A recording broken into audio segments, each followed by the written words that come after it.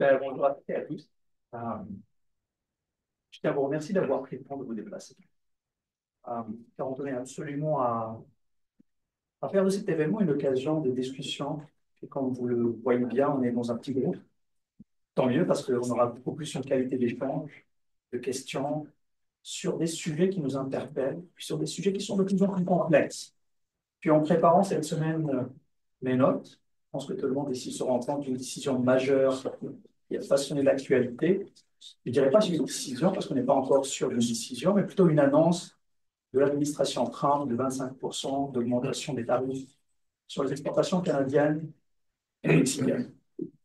Et tant mieux parce que, tant mieux, ça dépend comment on le regarde, le sujet revient, le sujet de libre-échange, des accords de libre-échange, de la mondialisation, et ça fait un débat, parce qu'on n'est pas certain de la direction que ce débat va prendre. Et je ne peux pas en fait trancher personnellement, ni d'ailleurs personne ne peut trancher. Et c'est ce qui fait que ce sujet nous interpelle et nous interpellera davantage. Et dans le cadre des Journées québécoises de la solidarité internationale, nous avons été invités d'organiser une table ronde sur le lien entre la démocratie, la participation citoyenne et le libre-échange. Euh, Peut-être pour introduire ce sujet de manière assez précise et concise, c'est un sujet qui date de 1989, pour être plus précis. S'il y a une date à retenir, c'est une date durant laquelle ou à partir de laquelle on a annoncé une nouvelle façon de faire l'économie, ou plutôt de faire même, d'organiser la production, la consommation, avec le consensus de Washington. Je ne suis pas en train ici de faire un retour historique sur des choses que vous connaissez certainement, mais s'il y a un élément, un constat qui nous interpelle aujourd'hui le plus, c'est le fait qu'on vit un double mouvement, il y a une ouverture de plus en plus, on est libre d'acheter ce qu'on veut, quand on veut, et puis d'ailleurs même, on peut même décider de la vitesse de la commande, mais en même temps, euh, cette liberté est soumise à des contraintes. C'est ce qu'on va essayer d'explorer aujourd'hui, parce qu'il y a des mécanismes qui sont souvent complexes à comprendre, souvent écrits de manière beaucoup plus complexe, difficiles à vulgariser dans les accords de libre-échange. On parle parfois des mécanismes de règlement de différends entre États et investisseurs, on parle parfois de la protection de ces investisseurs étrangers. Et sur le terrain, comment ceci se traduit? Il se traduit par le fait qu'il y a une contradiction entre la volonté citoyenne qui décide parfois de son avenir. On l'a vu avec le projet de GNL Québec. D'ailleurs, on a eu l'occasion avec Attaque Québec d'organiser une mobilisation il y a quelques mois. Euh, Sophie, merci d'avoir participé à cette mobilisation. Et on s'est rendu compte en préparant en fait cette mobilisation que les citoyens et les citoyennes québécois et québécoises ont décidé autrement, c'est-à-dire de rejeter le projet GNL. Et on apprend plus tard, et jusqu'à encore aujourd'hui, tout récemment, que l'entreprise multinationale nord-américaine, ou américaine plus précisément, décide de poursuivre le gouvernement fédéral. Et là, il y a un paradoxe, il y a une tension entre ce que les gens décident et ce que le secteur privé décide. Je sais que ce sont des questions très complexes à débattre, et c'est pour cette raison-là aujourd'hui que nous avons le privilège et l'honneur de réunir des invités exceptionnels, mais je dirais surtout généreux, parce qu'ils nous ont accordé leur temps un vendredi après-midi, ce qui n'est pas si facile que ça. Certains ont fait un déplacement, et je le remercie chaleureusement parce qu'ils ont accepté de nous partager leur vision, leur regard.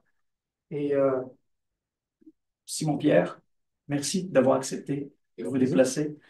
Euh, Claude Vaillancourt, on ne peut pas parler de ce sujet sans vous interpeller, sans vous inviter. Vous avez écrit pendant presque 20 ans sur ces sujets et on ne peut pas organiser un tel événement sans vous inviter. Merci. Caroline Hamilton, merci vraiment d'avoir accepté dès le premier message. Je vous ai envoyé un premier message, vous avez accepté rapidement et on ne peut pas discuter de ces sujets sans aussi voir une certaine immunité dont nos entreprises bénéficient pour aller exercer un nombre de droits ailleurs dans le monde. C'est ce qui fait que cet événement est un événement à la fois qui conjugue entre des préoccupations qui nous concernent ici, sans oublier ce qui se passe ailleurs. C'est pour cette raison-là que vous invitez, parce qu'on aimerait vous entendre sur ce sujet qui est extrêmement difficile à comprendre. Je m'arrête ici parce que je peux faire encore beaucoup plus que ça, mais le but, c'est vraiment d'entendre nos invités. Et vous êtes ici pour plutôt échanger avec eux et elles. Et je commencerai avec Simon-Pierre. Euh, il y a pas mal d'accords de libre-échange qui ont été signés récemment. Puis on a fait à un moment donné la promotion à l'accord de libre-échange avec l'Union européenne, la CER qui a été signée pour remplacer l'ALENA. D'après vous, est-ce que ces accords de libre-échange limitent la souveraineté et l'autonomie dont jouissent nos gouvernements. Selon votre expérience, selon votre regard, vous suivez de près ces dossiers. Est-ce qu'il y a on peut parler même d'une érosion de l'état de droit à cause de ces accords de libre-échange? On commence par. Alors, si je me fie au plan, il ne faut pas que je dépasse 5 minutes. Par question. Ce qui peut être un défi. Donc, si je m'arrête, s'il y a quoi que ce soit. Bonjour tout le monde, ça me fait bien plaisir d'être là. Toujours un plaisir de venir discuter de ces choses-là. Je dirais, la question n'est pas simple à répondre pour une raison toute simple. Elle n'est pas simple pour une raison toute simple. Ça commence comme ça. Qui est que toute la démonstration que nous pouvions faire et que autant que la plupart des gens ici la connaissent sans doute sur l'importance, les nuisances qui sont liées à ces accords-là pour la démocratie, pour l'État de droit, pour la souveraineté des États, c'est toujours vrai. Bien sûr, la démonstration que nous avons faite sur le néolibéralisme triomphant, agressif, violent, qui a été littéralement enchâssé dans ces accords de libre-échange, qui sont des espèces de mini-constitutions, quand je parle bien sûr de la génération des années 90 et début 2000, d'accords, qui sont des mini-constitutions qui rendent incontestable le néolibéralisme. On peut dire qu'on en est probablement plus là. Probablement que l'époque a changé. Puis encore la question des fameux tarifs. Claude a écrit un livre, La fin du néolibéralisme, il y a quoi, il y a 2 ans à peu près? Oui, à peu près. Puis, Oui. les fameux tarifs qui sont annoncés sont probablement, c'est un débat évidemment que les plus grands avocats de la planète vont avoir sous peu, mais les fameux tarifs sont probablement illégaux d'un point de vue du libre-échange. Mais ça va être bizarre de dire que Donald Trump, aussi imprévisible soit-il, il y a là-dessus une vision assez traditionnelle. C'est-à-dire qu'il y a une vision d'avant l'ordre mondial des années 90, une vision où un État il établit son rapport de force puis il négocie de même. Pour ça que moi, je ne suis pas de ceux qui paniquent, je ne suis pas convaincu qu'on va se rendre à ces tarifs-là. Il n'est pas président avant le 20 janvier. Là. Mais je suis convaincu que c'est tout simplement dans sa vision traditionnelle. Puis toute sa vie comme homme d'affaires, il a négocié comme ça. Donc, il voit le jeu des États comme ça.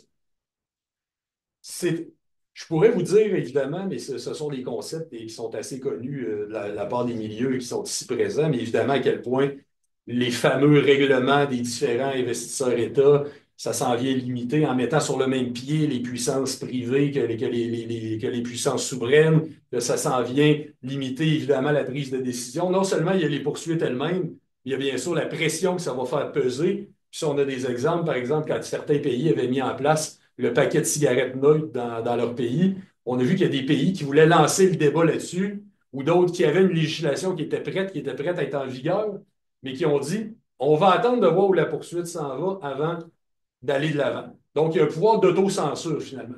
Puis c'est prouvé, il y avait eu un rapport de l'Union européenne à un certain moment qui montrait que qu'il y avait véritablement un pouvoir d'autocensure. Donc, c'est même pas parce qu'on se fait poursuivre, mais parce qu'on a peur éventuellement de se faire poursuivre qu'on va psychologiquement s'auto-limiter dans ce qu'on va mettre dans nos lois. Donc, ça, tout ça est démontré, puis on sait que selon la CNUSED de l'ONU, dans 60% des cas de ces poursuites-là, ça a été soit une victoire de la multinationale, soit une entente à l'amiable. Donc, dans 60% des cas, il y a recul partiel ou total de la volonté souveraine de l'État dans ces matières-là. Ceci étant, puis ajoutons aussi très important, l'évolution des accords. Au-delà du simple pouvoir des multinationales, on est parti au début, dans l'après-Deuxième Guerre mondiale, il y avait ce qu'on avait appelé la Charte de la Havane, où l'ensemble des pays étaient allés s'asseoir après la Deuxième Guerre pour dire vers où on s'en va comme espèce de partage du monde, vers où on s'en va comme ordre mondial. On disait oui, on veut la libéralisation commerciale, mais jamais, jamais si ça va à l'encontre des objectifs en matière de plein emploi, de justice sociale, et jamais si ça va à l'encontre des souverainetés nationales. Donc, on reconnaissait finalement que même si on avait cet objectif-là, ce n'était pas un rapport religieux au libre-échange. C'est un principe économique. Puis à l'époque, évidemment, il n'y avait pas les mêmes considérations environnementales qu'on a maintenant. On n'avait pas la même sensibilité à la situation de l'écologie mondiale. Donc, au lieu, finalement, on aurait pu en arriver à ce genre de monde-là. Les États-Unis qui avaient signé, par contre, ne l'ont pas ratifié. Le Congrès américain n'a pas décidé d'aller de l'avant, donc c'est mort. Puis on est allé vers le GATT, l'accord général sur les tarifs et le commerce. Donc, une vision déjà plus proche du libre-échange comme on le connaît aujourd'hui. Et qui s'est ensuite, parce qu'à l'époque, il y avait quand même des exceptions, on disait par exemple, ça va être un débat majeur dans les prochaines années, l'agriculture, c'est trop important. On ne peut pas traiter ça comme un bien commercial parmi d'autres. On ne peut pas marchandiser ça. Donc, il y a une exception agricole à l'échelle internationale là-dedans. Mais là, peu de temps après, peu de temps après, pas mal de temps après, en fait, près de 50 ans plus tard, quand on est passé à l'Organisation mondiale du commerce, c'était en vertu d'un mandat de radicalisation à la fois des principes, mais aussi des structures. Maintenant, c'était plus juste un accord tout simplement, c'était pas juste une entente. Il y avait une organisation basée à Genève avec le nombre de fonctionnaires consacrés pour être sûr que ça soit mis en place, que ça soit mis en vigueur. Maintenant, je pense que ce qui est important aujourd'hui, c'est où est-ce qu'on en est. Je vous parlais des tarifs, bien sûr, du retour à une vision plus conflictuelle de la diplomatie, ou plutôt une vision plus réaliste des relations internationales. Mais regardons aussi les accords. Il y a à peine quelques années, juste avant l'élection de Donald Trump, on était encore dans l'évolution des accords de libre-échange qui sont passés de simples accords sur la circulation des marchandises, ensuite à des accords de plus en plus lourds. Et quand on parle de libéralisation, il faut aussi préciser que ce sont des pavés réglementaires, ces traités-là, ces accords, des milliers de pages qui s'en vont dicter aux États, jusque dans les moindres détails, la politique à adopter. Au début, c'était juste les marchandises, puis là, on en est dans le détail, là, tout est là-dedans à peu près. Tout est là-dedans à peu près. Mais est arrivé, puis quand il y avait eu le partenariat transpacifique il y a quelques années, Joseph Stiglitz avait cette belle formule-là, à une époque où les droits de douane sont déjà extrêmement faibles. Stiglitz disait, cet accord-là porte sur beaucoup de choses, mais pas sur le libre-échange. Tout est là-dedans, mais c'est même pas tant sur la circulation des marchandises. On n'en était même plus là. Aujourd'hui, regardons l'évolution, puis je terminerai, puis je ne sais pas combien de temps j'ai fait à date, mais 5 minutes. OK. Alors, ça va être une fin ouverte qui va ouvrir la voie à la suite des choses. Le fameux règlement des différents investisseurs États, qui l'a éliminé? C'est le pays qui l'avait créé. C'est les États-Unis. Et avec la volonté de Trump à l'époque, donc dans l'administration Trump 1, qu'on peut l'appeler, parce que lui, il disait, si je vais enlever cette possibilité-là que les entreprises se sentent trop confortables d'investir à l'étranger, on va les ramener chez nous. Donc, on ne leur donnera pas ce confort-là. Donc, parce que pendant longtemps, les États-Unis avaient ce calcul qui était d'imposer le néolibéralisme à la planète, l'ouverture à tout le monde, mais pas à eux-mêmes. Puis là, finalement, ils se sont rendus compte que c'est la Chine qui en profitait parce qu'ils faisaient exactement la même chose. Donc là, les États-Unis sont plus le temps entichés de la mondialisation qu'ils l'étaient. L'Organisation mondiale du commerce, quel pays le bloque en ce moment? C'est les États-Unis également, avec l'organe d'appel. L'organe de règlement des différends qui est chargé d'en appliquer les postulats. Les États-Unis, puis on disait à l'époque, hey, Trump, il est fou, il nomme pas d'arbitre, donc il n'y a plus de juge, donc c'est bloqué. Mais pendant les 4 ans de Joe Biden, il n'y en a pas plus nommé aussi. C'est un consensus bipartisan. Donc, je terminerai donc sur cette fin ouverte-là. Cette époque-là que je vous ai décrit avant est probablement, ou possiblement à tout le moins, terminée. Donc, quand vous dites on vit une époque où il y a vraiment des paradoxes, parce qu'on a une puissance économique américaine qui avait par le passé fait la promotion, on va dire, d'une prophétie néolibérale des années 80, prospérité, justice, liberté, sécurité. 35 ans après, c'est-à-dire à partir de 1939, on voit que les choses ont changé. Cette prophétie n'a pas finalement honoré ses engagements. Si j'avais noté quelque chose de notre collègue qui est très très important, c'est son retour sur les mécaniques de règlement des différends qui limitent en quelque sorte la capacité des États à gérer avec autonomie, souveraineté leurs décisions internes. L'autre, comment ces mécanismes de règlement menacent-ils l'indépendance des États? Est-ce qu'il y a des exemples pour faire en sorte que ces mécanismes soient compris, parce qu'on sait derrière qu'il y a une complexité juridique? Est-ce que vous pouvez nous parler de ce sujet? Oui, en tant que militant qui s'intéresse aux questions de libre-échange, la première chose qui nous est tombée dessus, là, on a commencé à s'intéresser aux accords de libre-échange, c'est ces fameuses poursuites, ces fameux tribunaux d'arbitrage privé qui permettent finalement des entreprises de poursuivre des États sans qu'il y ait de réciprocité. Les États ne peuvent pas poursuivre des entreprises dans ce cadre-là. Et on comprend que pour les tribunaux, on a intérêt à faire gagner des entreprises privées. Pourquoi? Parce que si on veut qu'ils continuent à poursuivre, à ce moment-là, il faut leur donner quand même quelques victoires. Donc, c'est un tribunal qui est en conflit d'intérêts au départ.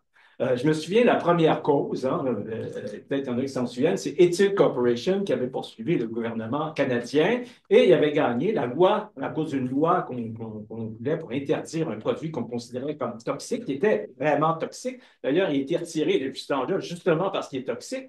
Mais tout ça pour dire que le gouvernement canadien a payé une amende, a retiré la loi et s'est excusé publiquement devant la compagnie pour avoir fait cette loi-là. Vous comprenez que quand ça nous est tombé dessus, cette histoire-là, on s'est dit, il y a quelque chose qui cloche. Et ça avait été quelque chose de complètement imprévisible. Jacques Parizeau, hein, premier ministre du Québec, quand il a découvert ça, lui-même est tombé en bas de sa chaise. On ne l'avait pas lu, ça, dans l'accord. On ne l'avait pas vu nulle part. Et là, ça va devenir, évidemment, pour les gens qui s'opposent au libre-échange, une des premières cibles, parce qu'effectivement, ça pose la question démocratique. Pourquoi les entreprises privées auraient-elles le droit de critiquer des lois, de poursuivre des gouvernements et de recevoir des montants quand même qui sont de plus en plus élevés? Hein? Pourquoi les compagnies auraient-elles droit à ça? Et ça a été vraiment une bataille qui malheureusement n'est pas gagnée. Alors, on a eu quand même une bonne nouvelle, c'est ce que Simon-Pierre parlait, c'est que dans les négociations de la CUM, on a retiré ça. Hey, wow! On s'est dit, le gouvernement a compris. Hein? Le gouvernement du Canada n'ira plus dans ce sens-là. Mais malheureusement, il continue encore à négocier des accords commerciaux dans lesquels on se retrouve ces tribunaux d'arbitrage privés. Alors la question, c'est pourquoi? Pourquoi il fait ça? On pensait qu'il avait compris, il n'a pas compris. Bien, la raison, c'est qu'il y a des entreprises canadiennes qui vont s'établir à l'étranger et qui ont intérêt à avoir cet outil-là dans les mains pour poursuivre les gouvernements ou pour menacer de poursuivre les gouvernements si on passe des politiques, des lois, si on les empêche d'agir librement. Il y a un document du CCPA qui est très bien fait là-dessus. Il montre à quel point les minières, finalement, sont derrière ça, les compagnies minières, parce que finalement, elles n'aiment pas l'opposition qu'ils trouvent souvent sur le territoire, les Autochtones, par exemple. C'est, écoutez, on veut protéger notre territoire. Non, non, c'est plus important que nous, on puisse exploiter la mine. Et ça permet à la compagnie donc, de s'installer, de produire assez librement. Donc, ce qu'on observe, c'est qu'on a encore la difficulté de faire exclure ça des accords de libre-échange. C'est intéressant que dans l'accord entre le Canada et l'Union européenne actuellement, l'accord n'est pas ratifié par les parlements européens, mais il est quand même en marche à 90 %. Alors, qu'est-ce que c'est que le 10 % qui est toujours pas en pratique? C'est le 10 %, c'est les tribunaux d'arbitrage. Donc, on a quand même réussi à retarder, si vous voulez, et peut-être que ça n'arrivera jamais, à retarder la mise en place d'un tribunal d'arbitrage dans le Canada et l'Union européenne.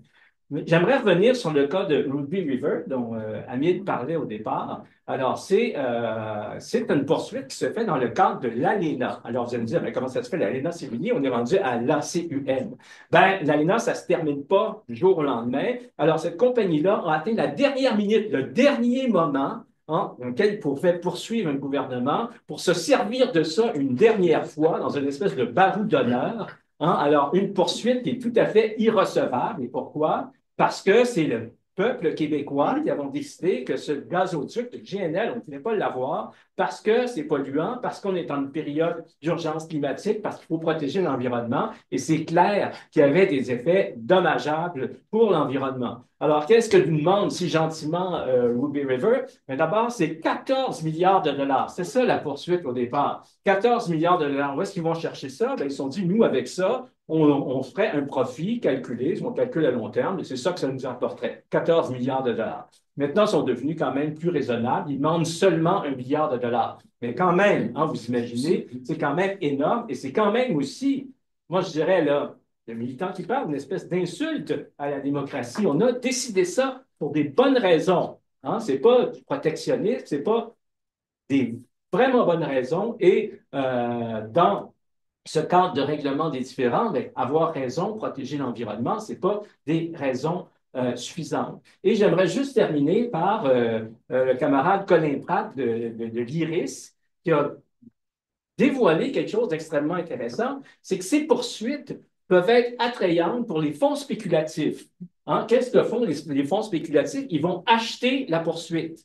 Alors finalement, les avocats vont travailler pour eux et si, admettons, GNL gagne 1 milliard de dollars, ben, ça va revenir au fonds spéculatif qui a acheté la poursuite. Donc, vous voyez, le profit, et c'est de la pure spéculation parce que le résultat n'est pas assuré. Hein? Alors, on va parier sur le fait qu'on va remporter la victoire et qu'il va y avoir série de milliards de dollars, parce que maintenant, les poursuites en termes de milliards, il y en a plusieurs. Là. Donc, à ce moment-là, ça va rapporter, bien sûr, quelque chose aux spéculateurs qui sont derrière ça.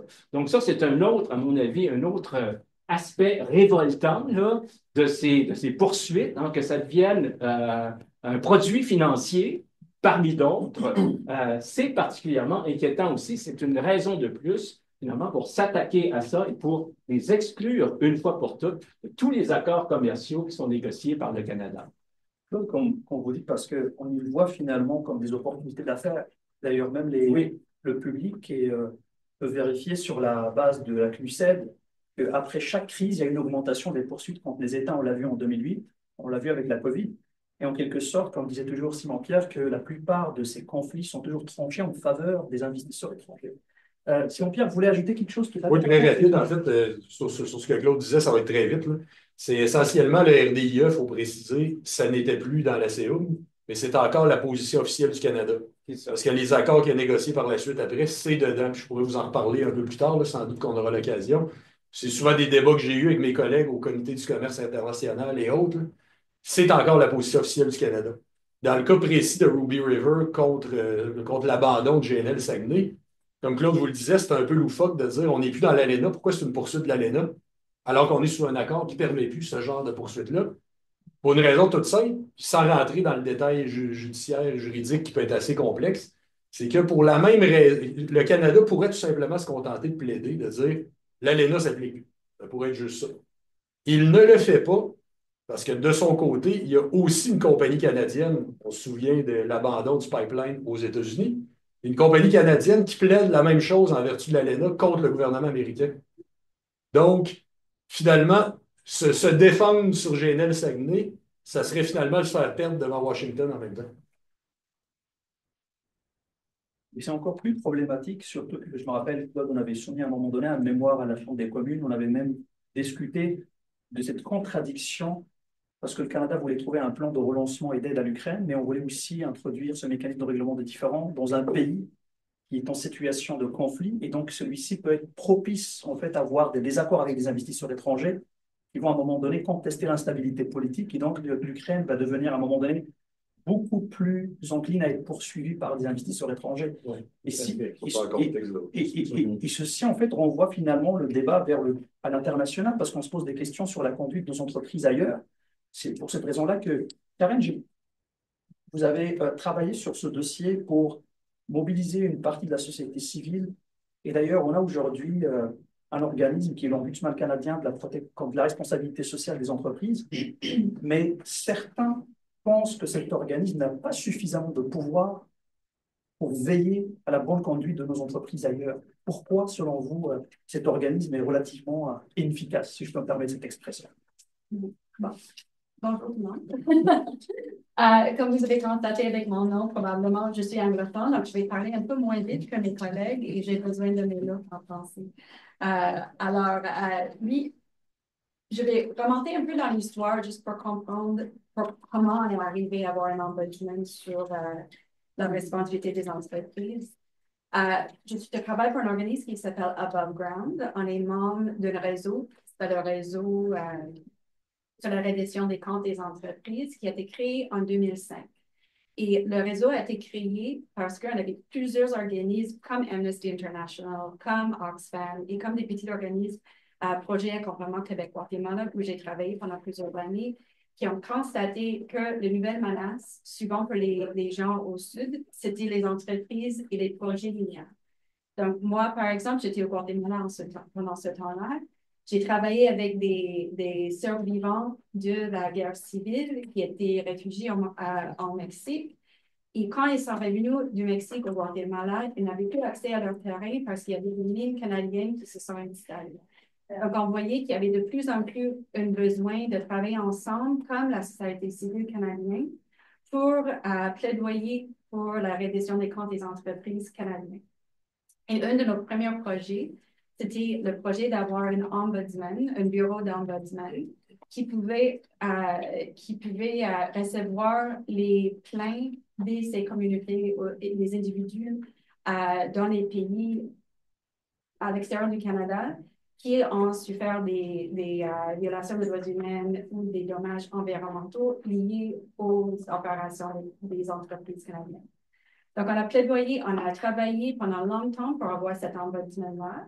Et en 2018, le gouvernement a annoncé qu'il allait ouvrir un bureau. Ça s'appelle le Bureau de l'Ombudsman canadien de la responsabilité des entreprises ou LOC. En anglais, on l'appelle CORE. Et ce bureau a été ouvert en 2019 avec la première ombudsperson nommée Sherry Meyer-Hopper. Mais quand le gouvernement de 2018 a annoncé le bureau, ils ont dit que le bureau allait avoir le pouvoir d'obliger les entreprises à produire les documents et les témoignages et elle est indépendant du gouvernement.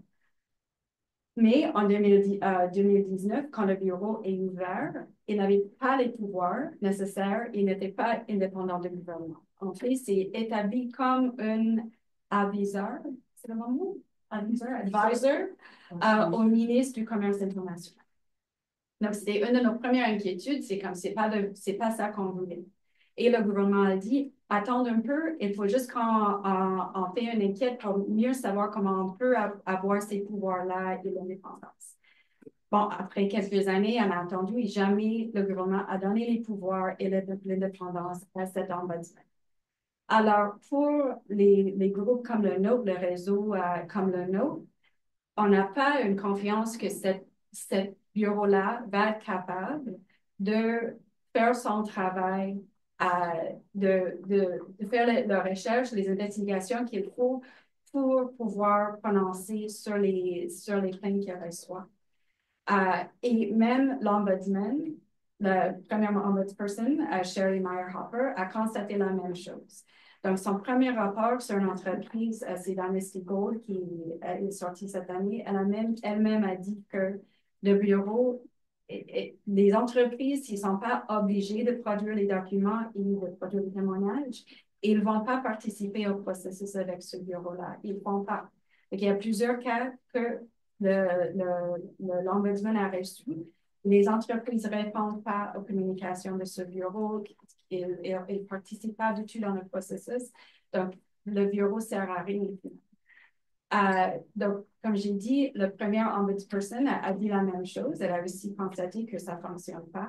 Le gouvernement l'a remplacée cette année. Donc, elle a tout de suite appris ce rapport quand elle avait dit qu'elle avait besoin de plus de pouvoir. Elle a été remplacée et le gouvernement a ouvert un examen du bureau qui a fini le 29 octobre. Donc, c'était un examen de 5 ans sur le fonctionnement du bureau. Donc, nous, on attend de savoir qu'est-ce qui va se passer. Parce que nous, on ne veut pas que le bureau ferme. On veut que cette ombudsperson existe. Mais il faut que ça soit quelqu'un avec les pouvoirs de faire son travail, qui a la confiance de la société civile et aussi des communautés. Nous, on ne se sent pas encore à l'aise de dire à nos partenaires au Sud, voici, on a cette option pour vous, parce qu'on sait si les entreprises ne participent pas, mais ça ne sert à rien, c'est interdit. Alors, je ne sais pas si je vais répondre à ta question.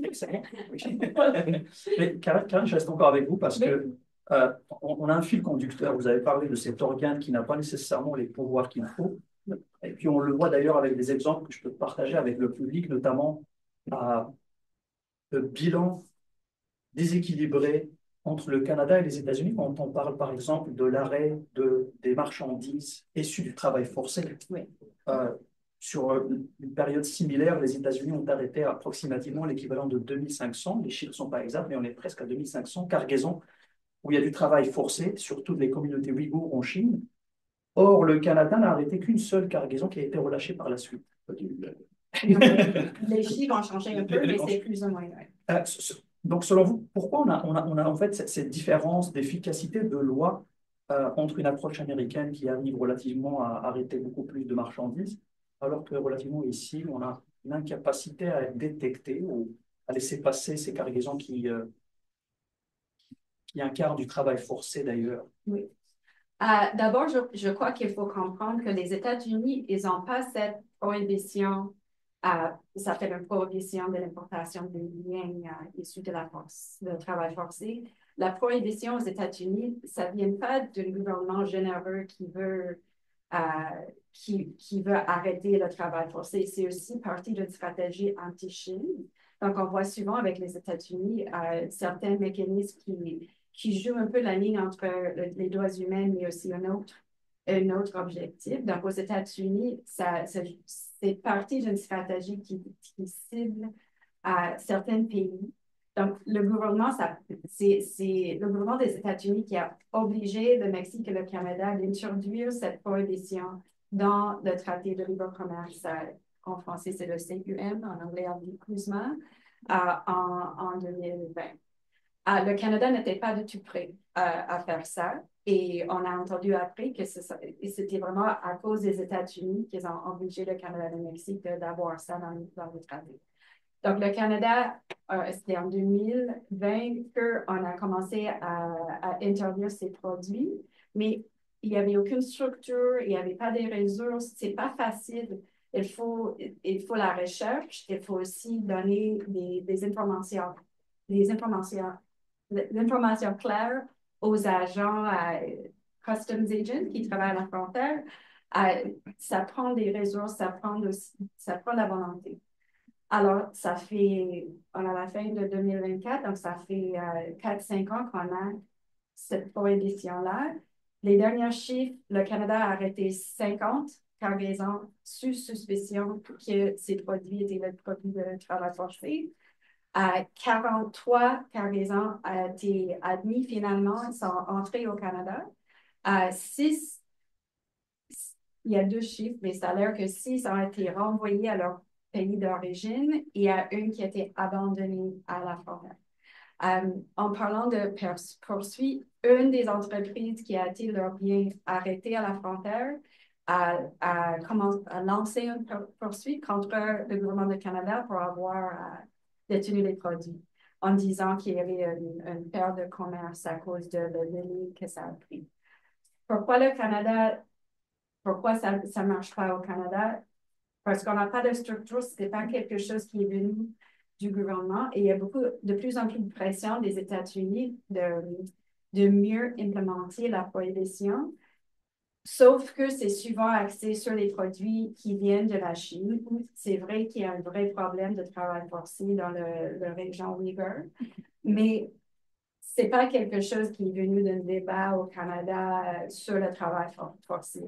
C'est imposé sur le Canada. Mais ça existe et on devrait pouvoir, ça existe, c'est une loi, on devrait pouvoir travailler avec le gouvernement que ça soit mis en place de meilleure façon, que ça fonctionne mieux. Mais jusqu'à maintenant, pour nous, en tant que groupe qui travaille beaucoup sur ce sujet, la transparence avec le gouvernement, c'est impossible. Ils ne nous donnent pas l'information, ils ne nous expliquent pas pourquoi ça ne fonctionne pas, sur quoi leurs idées de faire que ça fonctionne mieux. Ils ont aussi ouvert une consultation qui a fini il y a 2 semaines de comment améliorer la prohibition, mais ce n'était pas quelque chose qui a été lancé à beaucoup de monde qu'on voit. Tu sais, on s'est fait consulter tellement de fois, il sait ce qu'on va dire, mais il faut vraiment que le gouvernement réagisse d'une façon plus fort, avec plus d'intégrité. Si je note en fait quelque chose entre ce que Karine est en train de nous partager, puisque Simon-Pierre nous a partagé tout à l'heure, c'est qu'il y a quand même un fil conducteur dans cette façon pragmatique de faire finalement ce libre-échange. Karine, vous avez dit que parce que les États-Unis sont aujourd'hui conscients de la puissance chinoise, donc en quelque sorte, on doit trouver d'autres leviers pour empêcher peut-être leurs produits d'arriver sans être poursuivis par l'OMC, parce qu'on ne peut pas le faire, on a des engagements à l'OMC, et donc on va trouver d'autres mécanismes d'ordre de droits humains, environnement. Donc, on peut parler d'un pragmatisme. Simon-Pierre, avec ce pragmatisme aujourd'hui qui s'impose, est-ce que cette nouvelle version d'accord de libre-échange, notamment la CER, est-ce qu'il y a une amélioration notable quand on parle de certains droits sociaux, environnementaux? Puis, est-ce qu'il y a d'autres éléments peut-être à revoir dans la prochaine version en 2026? Permets-moi peut-être avant d'aller là-dessus, un petit ajout concernant la question du travail forcé. Il faut bien comprendre que la faiblarde loi canadienne, c'est qu'elle donne aux douaniers la responsabilité d'intercepter. Dans le cas de la loi américaine, il y a une liste d'entités et de pays et de régions qui sont dressées où on présume que le travail forcé est employé et l'importateur doit démontrer qu'il ne l'a pas été. C'est ce qui fait que c'est une législation beaucoup plus efficace, beaucoup plus solide que ce qu'il y a au Canada. Puis je vous dis en même temps du même coup que j'ai possiblement l'intention d'amener un projet de loi là-dessus l'an prochain. Je vais le faire parce qu'Ottawa ne l'a pas fait. En mars 2023, c'était écrit dans le budget, là. C'était écrit mot pour mot que le gouvernement avait l'intention de présenter avant la fin de l'année, donc 2023, un projet de loi. Ça n'a pas été le cas. En mars 2024, dans son nouveau budget, c'est quasiment un copier-coller, sauf qu'on change l'année. On dit avant la fin de l'année, 2024, il va l'avoir. Là, la session, il reste une semaine et demie de session parlementaire. Je ne suis pas convaincu, puis surtout que la Chambre est bloquée. Je ne suis pas sûr qu'on va voir quoi que ce soit là-dessus. Semaine dernière, j'ai fait adopter à la majorité de la Chambre une motion pour dire que c'était déplorable d'avoir fait cet engagement-là qui n'était pas tenu, d'avoir une loi qui n'est pas encore, dont on ne voit pas encore la couleur au moment où on se parle, mais c'est quand même absolument effarant. Puis là, on les voit commencer à se bouger, mais il faut toujours qu'il y ait. C'est toujours parce qu'il y a un président américain qui va leur dire Hey, c'est le temps, Daniel-toi, qui décide à bouger. On a beau leur dire, puis ils font la sourde oreille, puis quand vous regardez le spectacle pitoyable de la période de questions à chaque jour, comme quoi on se fait dire non, non, nous travaillons pour les Canadiens, les Canadiennes et les Canadiens le savent. Et puis que nous travaillons très fort. Ça se limite pas mal à ça.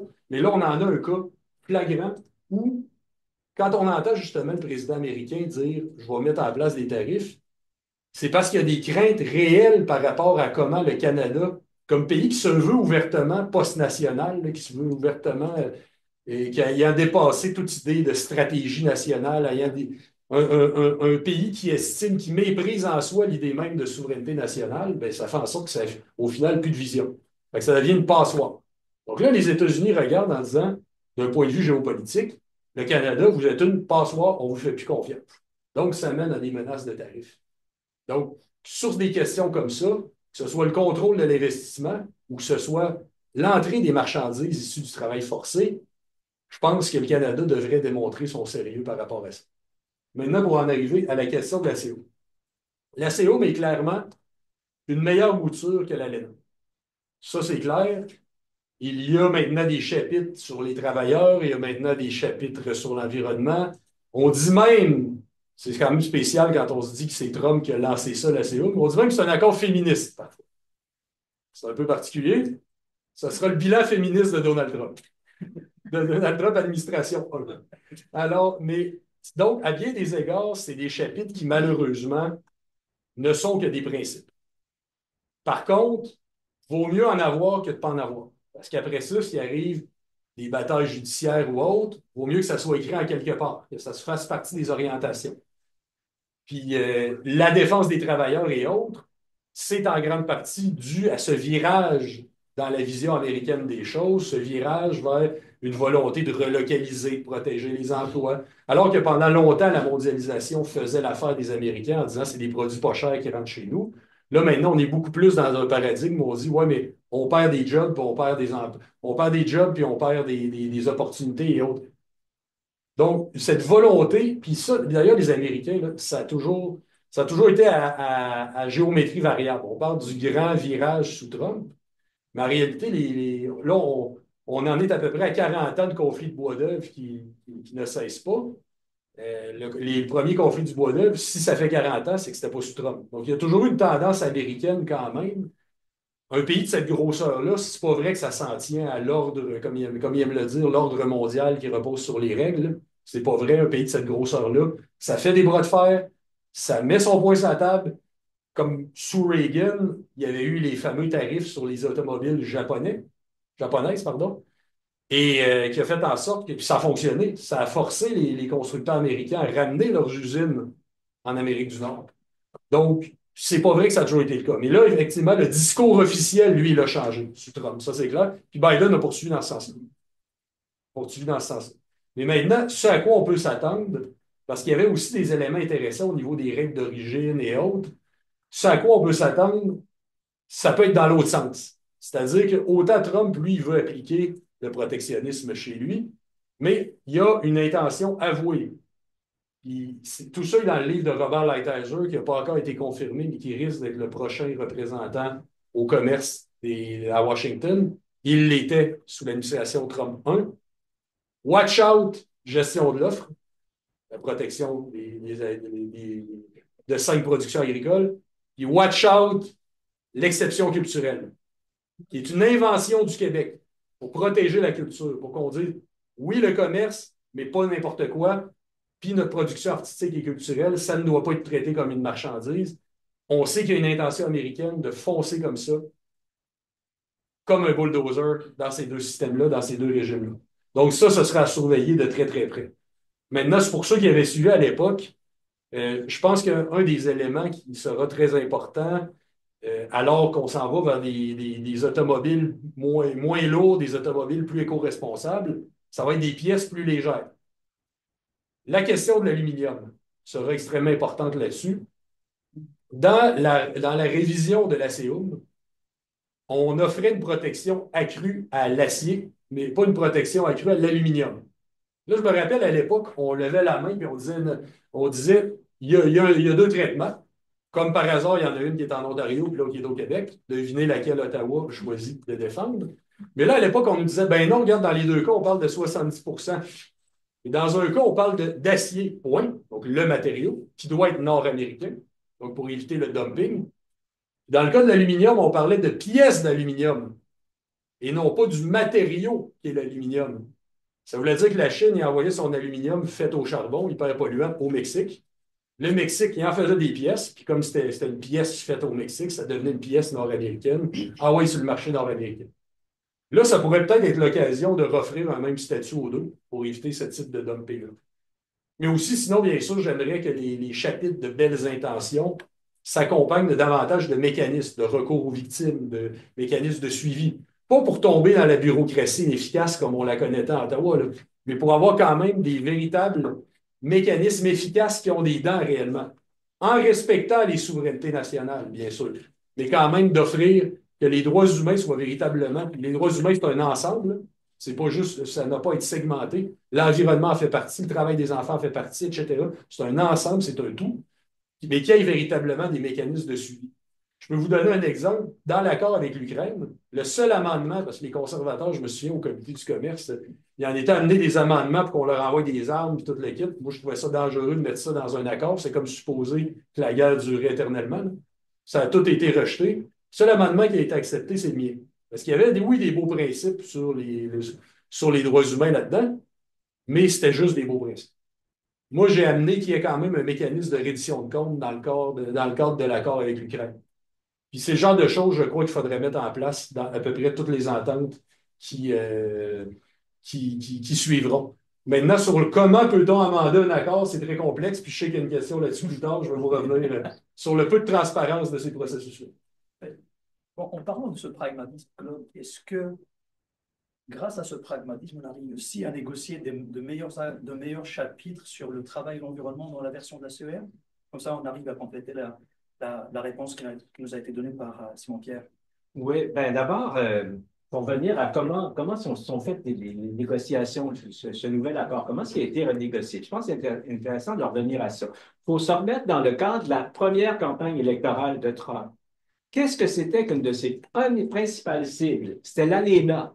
Hein? Et il a gagné des votes à l'ALENA, à cause de l'ALENA. Mais pourquoi il a gagné ça? Parce que toute la zone industrielle des États-Unis a été affectée par les délocations des usines qui ferment, des gens qui perdent leur qualité de vie, qui perdent leur emploi, qui se retrouvent dans des situations extrêmement difficiles, qui perdent leur pouvoir d'achat. Alors, ces gens-là sont un petit peu désespérés et Trump leur dit, regardez, l'ALENA, là, c'est ça qui vous a mis dans la merde. Et ils ont la confirmation de ça. Donc, Trump s'est vraiment engagé, puis ça, je ne suis pas le seul à le dire. Il y a plusieurs spécialistes qui ont regardé, qui ont analysé la victoire de Trump. Et la question de l'ALENA est une question importante, et je dirais même incontournable dans la victoire. Donc, on faut associer Trump au problème d'ALENA. Trump arrive au pouvoir. Il a fait des promesses là-dessus. Il a fait des promesses de remettre en question l'ALENA, de même le déchirer. Hein, vous savez, sa rhétorique, là. Et à ce moment-là, c'est un engagement qui est à haut risque pour lui. Pourquoi? Parce que les grandes entreprises, ils aiment ça, l'ALENA. Ils ne veulent pas négocier l'ALENA. Ils sont bien avec cet accord-là. Donc, Trump reprend les négociations. Et là, avec qui? Il va chercher des alliés. Et qui va-t-il trouver comme allié? Ben, c'est le mouvement syndical. Donc, les négociations vont se faire pour une première fois, peut-être dans l'histoire, avec les syndicats comme partenaires, pas comme unique partenaire, mais comme partenaire quand même qui n'est pas négligeable.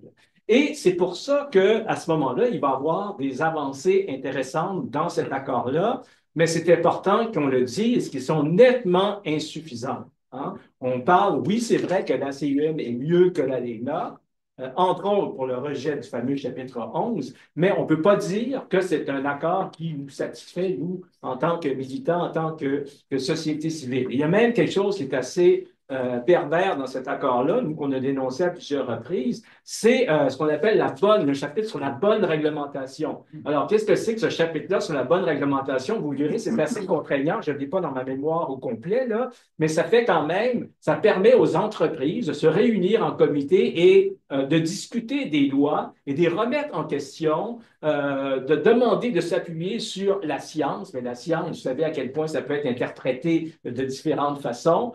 Donc, toutes sortes un processus d'évaluation de la loi qui est extrêmement complexe et qui peut être très, très décourageant pour les gouvernements. Ça se retrouve dans l'accord et ça, à mon avis, c'est un recul assez important. Mais si on fait la somme, c'est vrai que c'est mieux que l'ALENA, mais pour moi, c'est pas encore assez loin.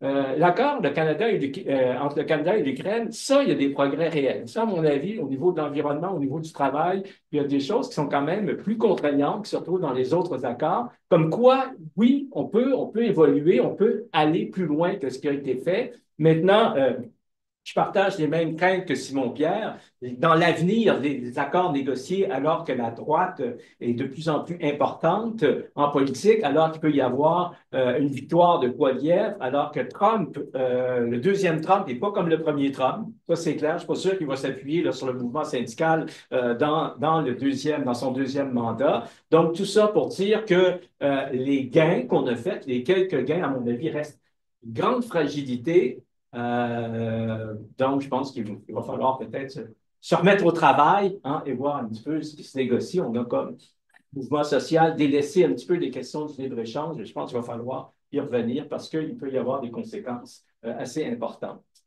C'est mon pire quand j'entends Claude dire qu'il y a une certaine insatisfaction malgré une petite amélioration de la CUM par rapport à l'ALENA. Est-ce que cela veut dire que la voix citoyenne n'est pas suffisamment entendue? C'est-à-dire, est-ce que ces espaces de délibération, ces accords sont négociés, sont suffisamment accessibles? Non, pour les citoyens, parce que si certains mouvements ne sont pas satisfaits, c'est-à-dire qu'il y a quand même une distance entre ce que les citoyens pensent, ils veulent, et ce qui est décidé à l'intérieur de ces rouages gouvernementaux. Je pense que poser la question, c'est y répondre.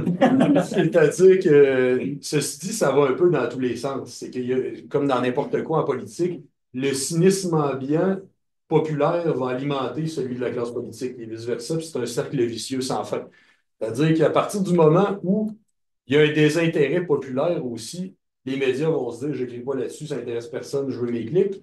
Les politiciens vont dire, ce n'est pas une question à mettre de l'avant, ça n'intéresse personne. Puis en même temps, ça fait en sorte qu'il y a encore moins d'intérêt du côté populaire aussi. C'est pas facile, là. Il y a eu une période, on se souvient des manifestations monstres qu'il y avait eu au sommet de Québec, au sommet des Amériques à Québec, à peu près toutes les réunions de l'Organisation mondiale du commerce, ça avait même fait échouer le cycle de Doha à une période. On n'en est plus là aujourd'hui. Les enjeux ont énormément, les enjeux mis de l'avant, là, je précise. Je ne suis pas en train de dire que ce ne sont plus des enjeux réels importants, loin de là. Mais les enjeux mis de l'avant, traités comme des priorités, ne sont pas ceux-là présentement et c'est un problème. Je vais faire un petit détour pour vous dire, moi, dans ma circonscription, j'ai une mairesse d'un petit village qui m'a déjà dit qu'elle avait reçu des insultes parce qu'elle organisait un défilé dans le temps de la COVID, un défilé d'un clown qui passe dans les rues. Il y a des insultes de gens dans la rue qui se plaignaient que le clown ne passait pas dans la rue. Moi, ce que je vote au fédéral, je reçois à peu près jamais d'insultes pour ça. C'est vu comme étant tellement loin du réel, du concret des gens. Dans la tête des gens, le municipal, c'est peut-être le ramassage des ordures, puis s'il n'est pas passé, croyez-moi que le conseil va en entendre parler. Moi, je vais voter pour des choses avec des effets infiniment plus importants. Et étant donné que c'est très abstrait, ne va pas expliquer aux gens le contenu d'un accord commercial. C'est extrêmement difficile. Dans certains cas, par exemple, dans le dossier de l'aluminium, je me souviens, il y a 5 ans, on avait réussi quand même à expliquer aux travailleurs touchés ce que ça faisait. Il y a des moments où ça peut être plus propice à vulgariser. Puis je ne reproche pas aux gens qui en ont jusque-là, qui ont du travail à faire, qui n'ont pas le temps en soi de dire je peux prendre le. De toute façon, il n'y a pas un seul citoyen qui va lire un accord commercial de 15 000 pages. Ça, c'est pas quelque chose de réalisable, mais le défi de réussir à transposer ça là, dans la rue, là, il est gigantesque. Puis peut-être que si, puis je dis autant nous, les élus, qui aimerions une autre vision des choses que les mouvements sociaux, c'est probablement notre plus grand défi. Parce que c'est vraiment très, très difficile. Puis je discutais récemment à propos justement du travail forcé, un député français qui m'avait raconté avoir fait adopter une loi, lui, à l'Assemblée nationale française, puis il m'avait dit, j'avais des amis de gauche qui voulaient dire qu'on avançait ça comme étant la reddition de comptes des multinationales. Il me dit, c'est ben trop intello. Il dit, moi, j'ai commencé à l'expliquer au monde comme quoi, voulez-vous du sang dans vos produits ou pas? Puis là, les gens ils se sont mis à écouter. Donc, je crois qu'on a un grand défi dans la manière d'expliquer nos affaires. Maintenant, la question, évidemment, de la participation citoyenne, on n'est tellement pas là que je vais vous dire qu'on est tellement dans une monarchie que même nous, les parlementaires, on n'a pas le droit à des informations privilégiées.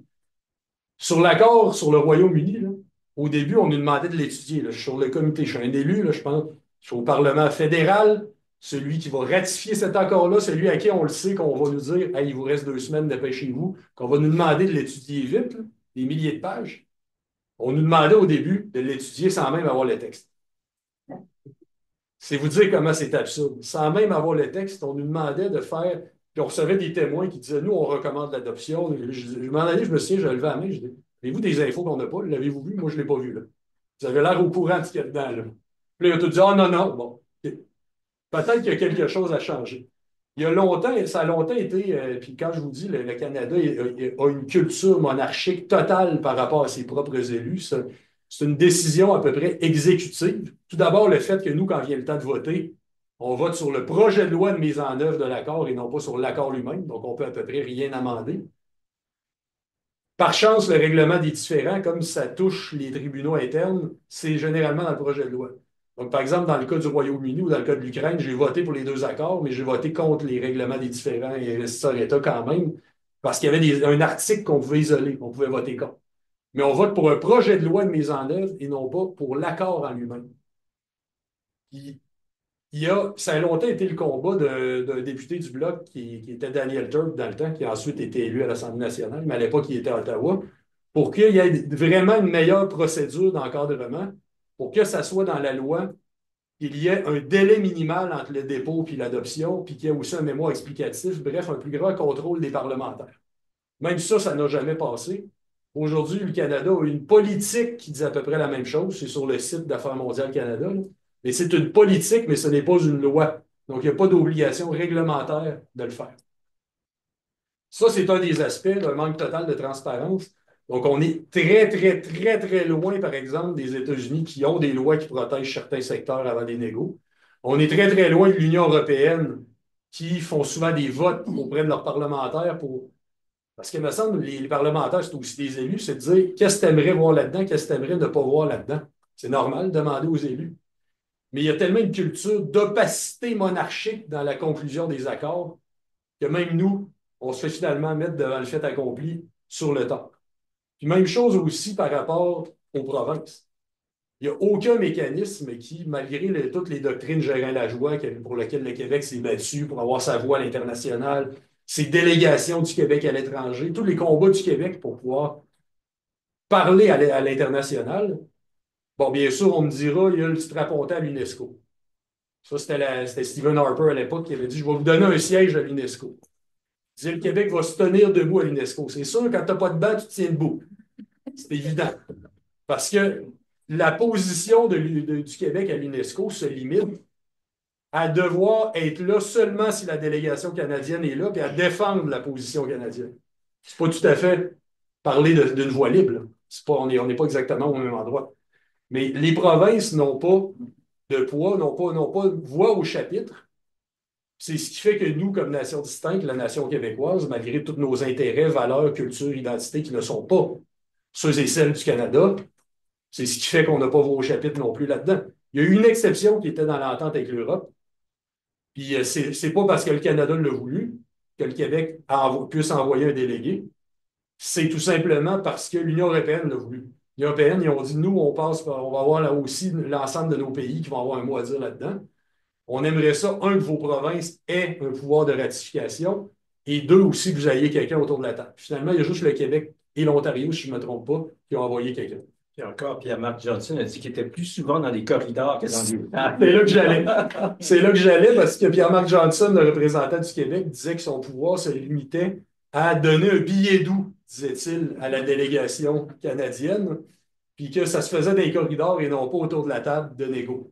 Mais quand même, le fait d'envoyer quelqu'un a permis au Québec de se faire entendre pareil. Mais imaginez ce qu'on aurait pu faire en étant vraiment autour de la table. Donc, tout ça pour dire, s'il n'y a pas s'il y a pas les représentants des États des provinces, s'il n'y a pas les représentants, si les parlementaires n'ont pas de mot à dire, on est très, très loin du citoyen. D'ailleurs, ce manque de transparence dont vous parlez est encore plus inquiétant quand on regarde les agissements des entreprises et parfois les attitudes contradictoires du gouvernement qui décide à un moment donné d'appuyer certaines entreprises malgré l'opposition de la société civile. Karine, vous avez travaillé sur ce sujet. D'ailleurs, en fait, j'invite le public à regarder de près votre site Internet parce qu'effectivement, on y voit des cas flagrants, on voit une contradiction. Il y a des acteurs de la société civile qui se mobilisent contre et on voit un gouvernement qui appuie certaines entreprises. Est-ce que vous pouvez nous donner une idée un peu plus précise sur ces entreprises qui ont reçu cet appui malgré en fait leurs implications dans des pratiques controversées? Oui, je vais peut-être commencer avec le genre d'appui qu'on donne.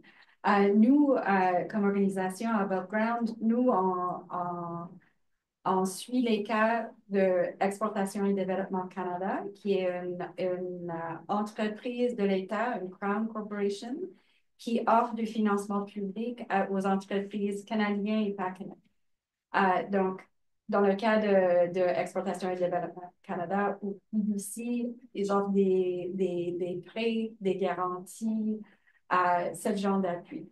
Et on voit parmi des clients, avant, ça a changé un peu, mais avant, il y avait beaucoup d'entreprises minières canadiennes avec des opérations à l'extérieur. Donc, on avait par exemple Kinross Gold, c'est une entreprise évidemment qui mine l'or, qui était active au Brésil, qui avait un projet qui a eu des violations de droits humains de la population quilombola. C'est une population des afro-descendants au Brésil. Donc, nous, on avait travaillé beaucoup, on avait beaucoup encouragé IDC d'arrêter son soutien à ce projet-là. Et en ce moment-là, on n'avait aucune communication possible avec l'IDC. Donc, nous, on avait travaillé avec les médias, on avait essayé avec l'IDC, mais finalement, en tant qu'on organise la société civile, on n'avait pas accès à l'information et on n'avait même pas des réponses de l'IDC. La relation avec l'IDC a amélioré un peu, mais on voit quand même aujourd'hui Enbridge, une grosse entreprise pipeline qui est dans une crise du climat maintenant, on ne devrait pas investir dans nos entreprises pétrolières. Enbridge a reçu une prêt de 3 millions de dollars cette année. Et c'est une prêt qu'il reçoit chaque année. Donc, il reçoit des millions et des millions de dollars des prêts des millions de dollars du gouvernement canadien par année. On voit aussi encore des entreprises minières qui maintenant commencent à changer un peu vers les minéraux pour la transition énergétique, mais on voit qu'ils sont des mêmes risques que toutes sortes d'autres projets miniers et ils vont commencer à avoir plus d'argent, plus de soutien d'exportation et de développement canadien. Donc, IDC, c'est un type d'appui qui vient d'une société d'État canadienne, mais aussi à travers des ambassades et aussi à travers les services des délégués commerciaux, ou en anglais, on les appelle Trade Commissioner Services. Ça, c'est un autre type d'appui qui peut être par exemple, une entreprise qui veut ouvrir un projet dans un pays va avoir accès au conseil des gens en place dans ce pays. Et ça, on n'a pas nécessairement accès à l'information de quelle entreprise va recevoir cet appui. Où le gouvernement met ses limites par rapport aux risques que ces projets posent. Je vous donne un exemple juste de type d'appui. Comme je disais, j'ai travaillé plusieurs années au Guatemala et on était souvent invités aux événements de l'ambassade. L'ambassade, c'est vraiment clair la relation entre les entreprises minières et l'ambassade canadienne. C'était des amitiés assez fortes. Et aussi, l'ambassadeur a commencé à écrire des articles, des articles d'opinion dans la presse guatémaltèque en disant que les entreprises canadiennes avaient sauvé Guatemala de la pauvreté. Donc, c'est un appui assez fort et ça, c'était en 2004, je crois. Donc, ça fait pour moi, ça fait pas si longtemps. Alors, juste pour donner quelques autres exemples, il y a des cas, des poursuites, des communautés qui ont souffert des abus qui maintenant poursuivent les entreprises dans les cours canadiennes. Donc, on a par exemple le cas de Hudbay. Ça, c'est un cas où l'entreprise Hudbay a engagé les personnels de sécurité pour sa mine au Guatemala. Et ces personnels de sécurité a tué le leader local, a blessé un autre résident et violé 11 femmes dans la site de la mine. Et ça, c'est une entreprise qui, comme j'ai dit, avait une relation assez proche avec le gouvernement et a reçu le soutien. Donc, c'est ça pour répondre à vos questions. Il y avait une autre partie de vos questions, au moins sur le question écrit, qui était c'est quoi qui explique le laxisme du gouvernement par rapport à ces abus? Et nous, on constate vraiment, c'est le lobbying, c'est le pouvoir qu'on donne aux entreprises. La société civile, c'est petit au Canada, on n'a pas beaucoup de ressources. Quand tu vas sur le site du registre des lobbyistes, tu vois l'accès que les entreprises ont aux législateurs canadiens que nous, on n'a pas. Et ce n'est pas juste une question qu'eux, ils ont plus de ressources. Ceux-ci sont offerts plus d'accès que nous. Nous, on a organisé un symposium dans Simon-Pierre à parler un peu au mois d'octobre. On a essayé pendant des mois d'avoir quelqu'un du bureau du ministre du Commerce international. On a envoyé les lettres, on a envoyé des courriels, on a appelé, on n'a jamais eu de réponse. Mais si tu vois sur le registre des lobbyistes, tu vois la quantité de compagnies, des associations minières, pétrolières qui vont avoir accès à nos législateurs et législateurs que nous, on n'a pas. Donc, nous, on parle de l'emprise des entreprises ou corporate capture. Ça, pour nous, c'est évident. Ça, c'est une grande partie du problème quand on donne trop de pouvoir aux entreprises de prendre des décisions pour nous, d'avoir un accès au gouvernement que nous, on a. Claude, Karine a anticipé une question que j'allais vous poser. Juste peut-être pour enrichir davantage ce que Karine vient d'expliquer sur le lobbying et le danger de celui-ci comme phénomène, même si c'est c'est un autre sujet qui porte d'ailleurs sur les droits, plutôt la dérogation au droit de propriété sur les vaccins, un sujet sur lequel on avait travaillé les deux. Il y a une base de données que je recommande au public qui est très, très pertinente, LobbyFact, en Europe, qui permet en fait de suivre de près les liens entre les lobbyistes européens et les entreprises basées. D'ailleurs, la plupart des entreprises pharmaceutiques ont tenu à créer un bureau, pas un siège, mais un bureau à Bruxelles. Et d'ailleurs, durant ce débat sur la dérogation au droit de propriété intellectuelle, la Commission européenne s'est rencontrée 150e fois avec les lobbyistes, une fois avec la société civile.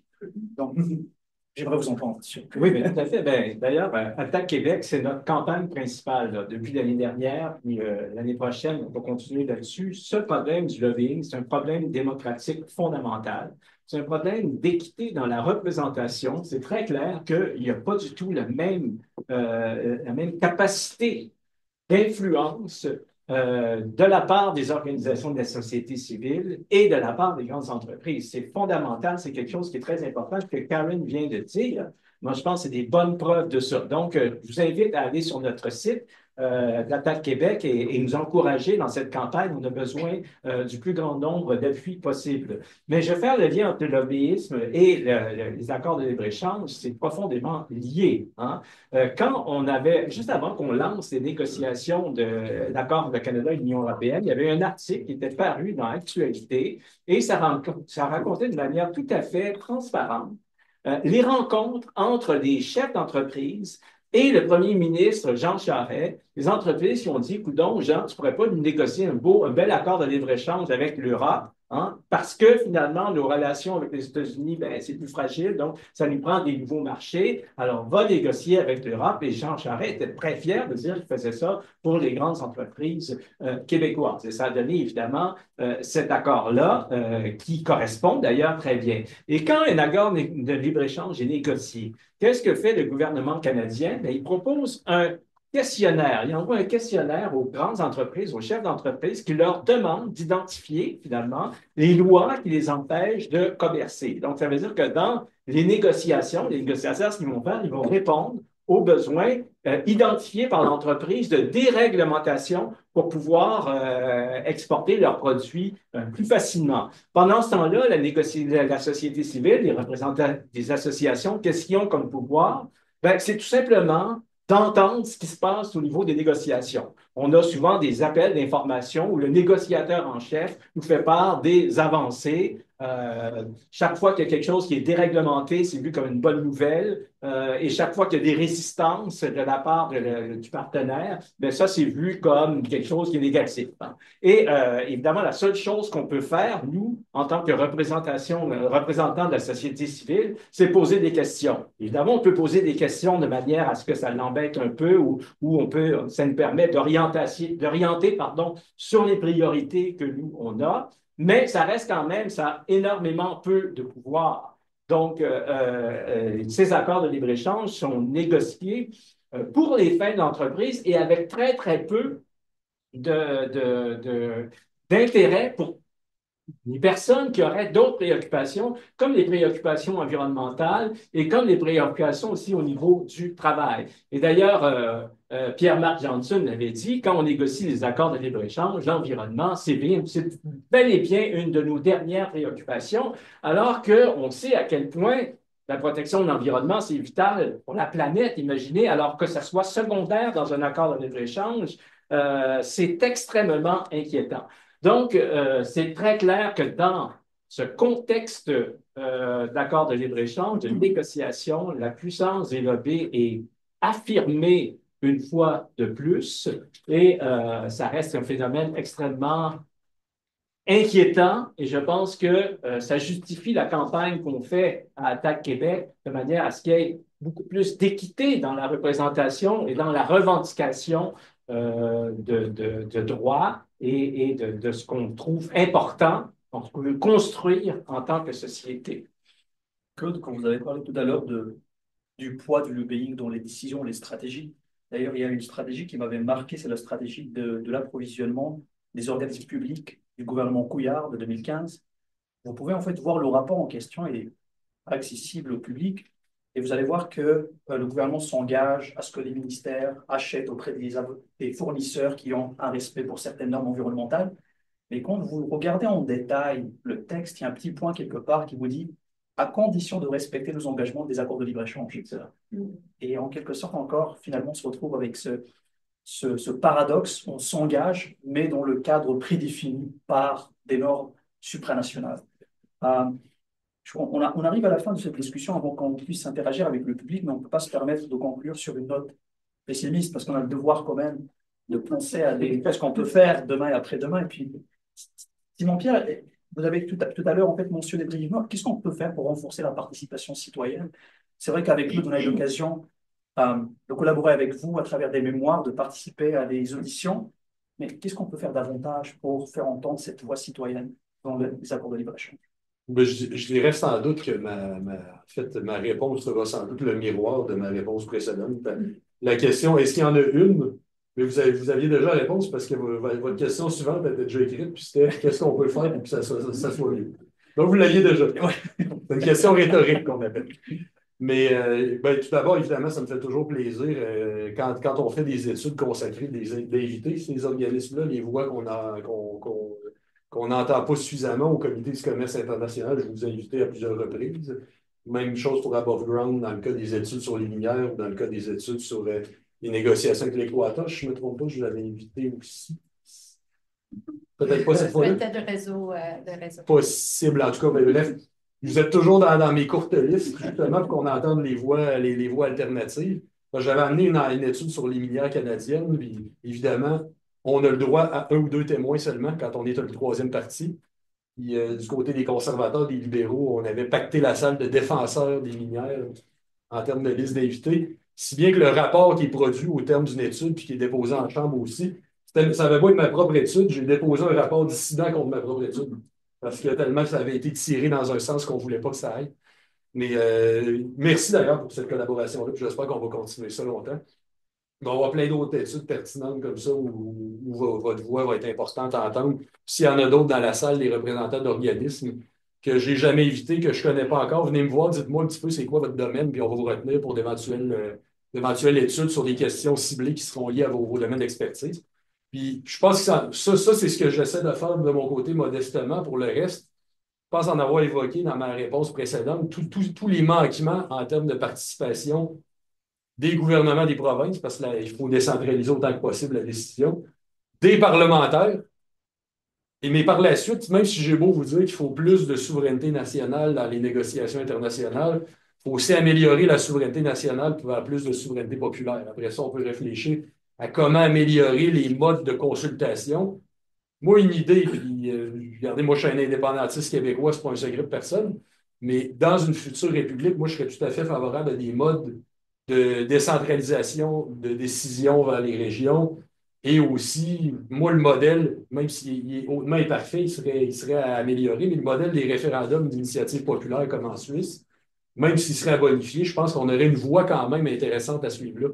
Parce que tout ça règle, quand on utilise le mot souveraineté, qui veut dire le pouvoir en lui-même, c'est le sens du pouvoir, il faut trouver des manières d'impliquer davantage. Je vous lançais tout à l'heure des pistes de comment on pourrait mieux vulgariser, comment on pourrait mieux désintellectualiser ces questions-là pour les transposer dans la rue. Je n'ai pas la réponse tout seul, c'est une réflexion qui sera d'ensemble. Ça pourrait être une éventuelle future table ronde sur comment on pourrait faire ça.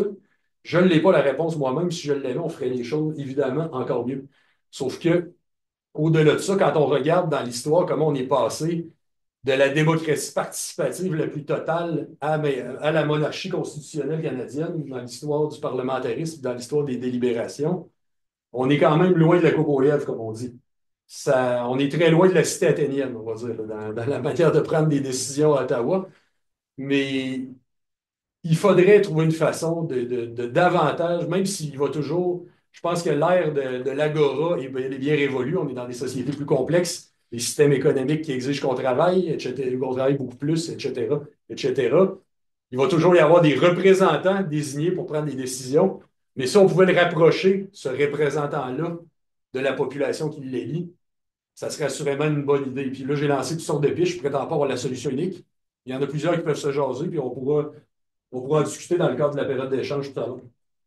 Il y a l'un des éléments les plus importants, c'est de rendre en fait la conversation plus accessible, désintellectualiser ces sujets. Puis, Karen, en fait, on a entendu parler de cette solution derrière laquelle Above Ground fait partie avec un ensemble d'acteurs de la société civile, de la diligence raisonnable obligatoire qui vise à rendre nos entreprises un peu plus responsables.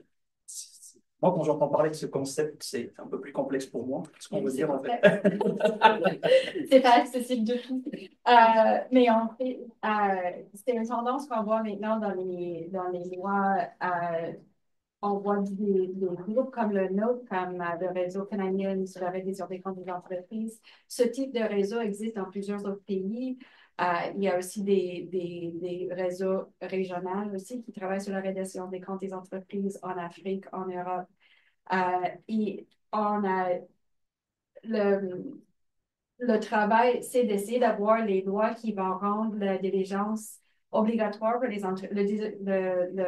le diligence raisonnable obligatoire aux entreprises et aussi obliger les entreprises à prévenir les violations des droits humains. Donc, c'est pas juste comme on a au Canada avec le nouveau loi S211, les entreprises sont obligées de faire un rapport chaque année sur ce qu'ils font pour être sûr qu'il n'y a pas de travail forcé dans leur chaîne d'approvisionnement, qui finalement, ça ne sert à rien parce que les entreprises peuvent dire on n'a rien fait pour prévenir le travail forcé dans leur chaîne d'approvisionnement.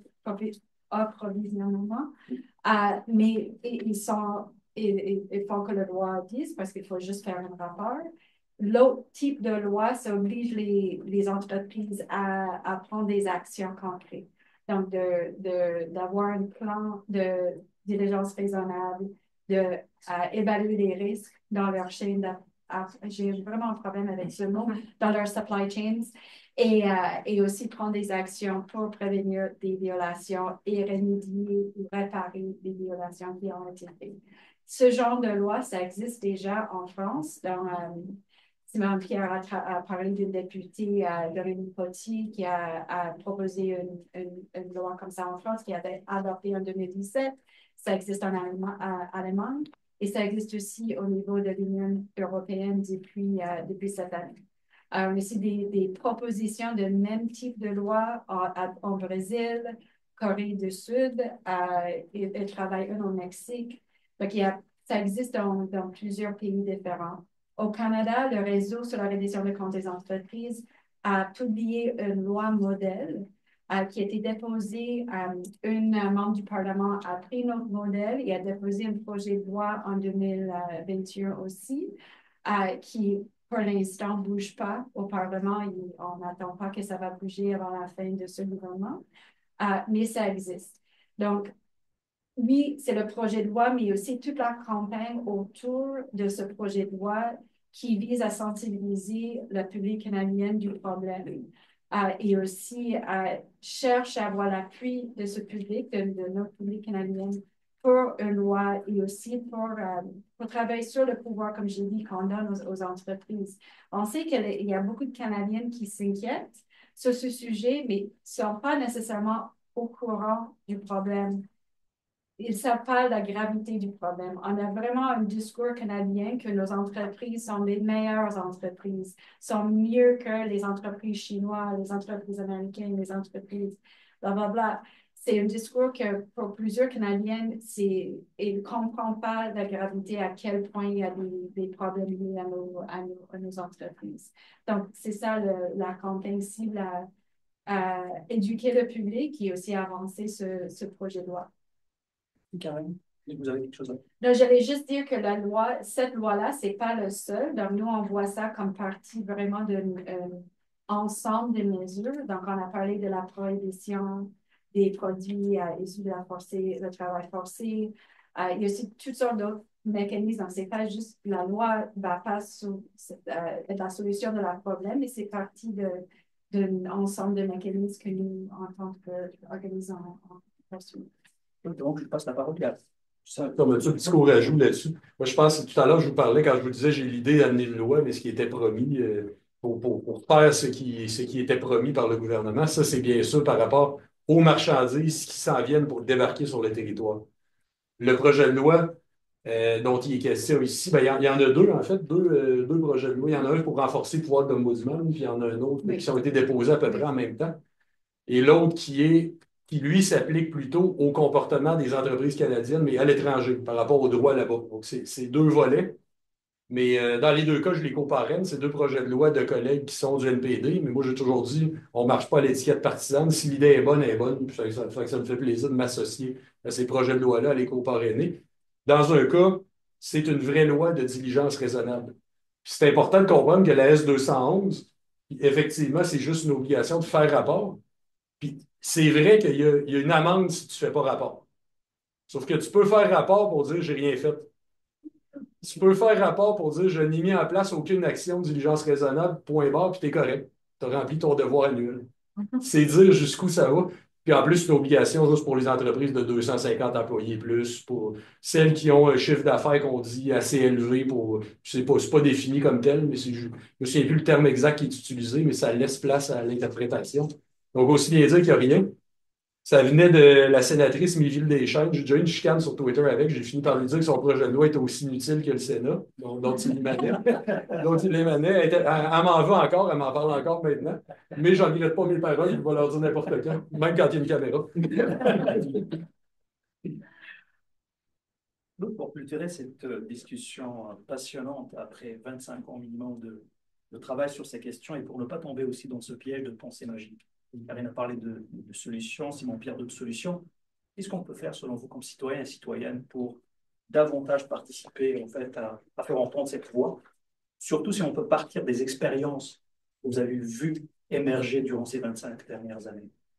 Ça, c'est une question. 25 ans, comme pour quelques minutes, c'est pas évident. Ouais, non, c'est ça. Ben, moi, j'aimerais peut-être réfléchir sur ce que Simon-Pierre disait, le clown dans la rue, ça soulève plus d'indignation que finalement le travail qu'il fait, qui est un travail quand même important. Et là, on a une espèce de défi pour expliquer les choses, parce que finalement, les effets de 30 ans de libre-échange et de 30 ans de néolibéralisme, on les voit, une insatisfaction profonde, un sentiment de détresse, un sentiment de révolte. Mais actuellement, qui profite de ça? Et ça, j'avoue qu'en tant que militant, je n'avais jamais vu ça venir. Qui profite de ça? C'est l'extrême droite.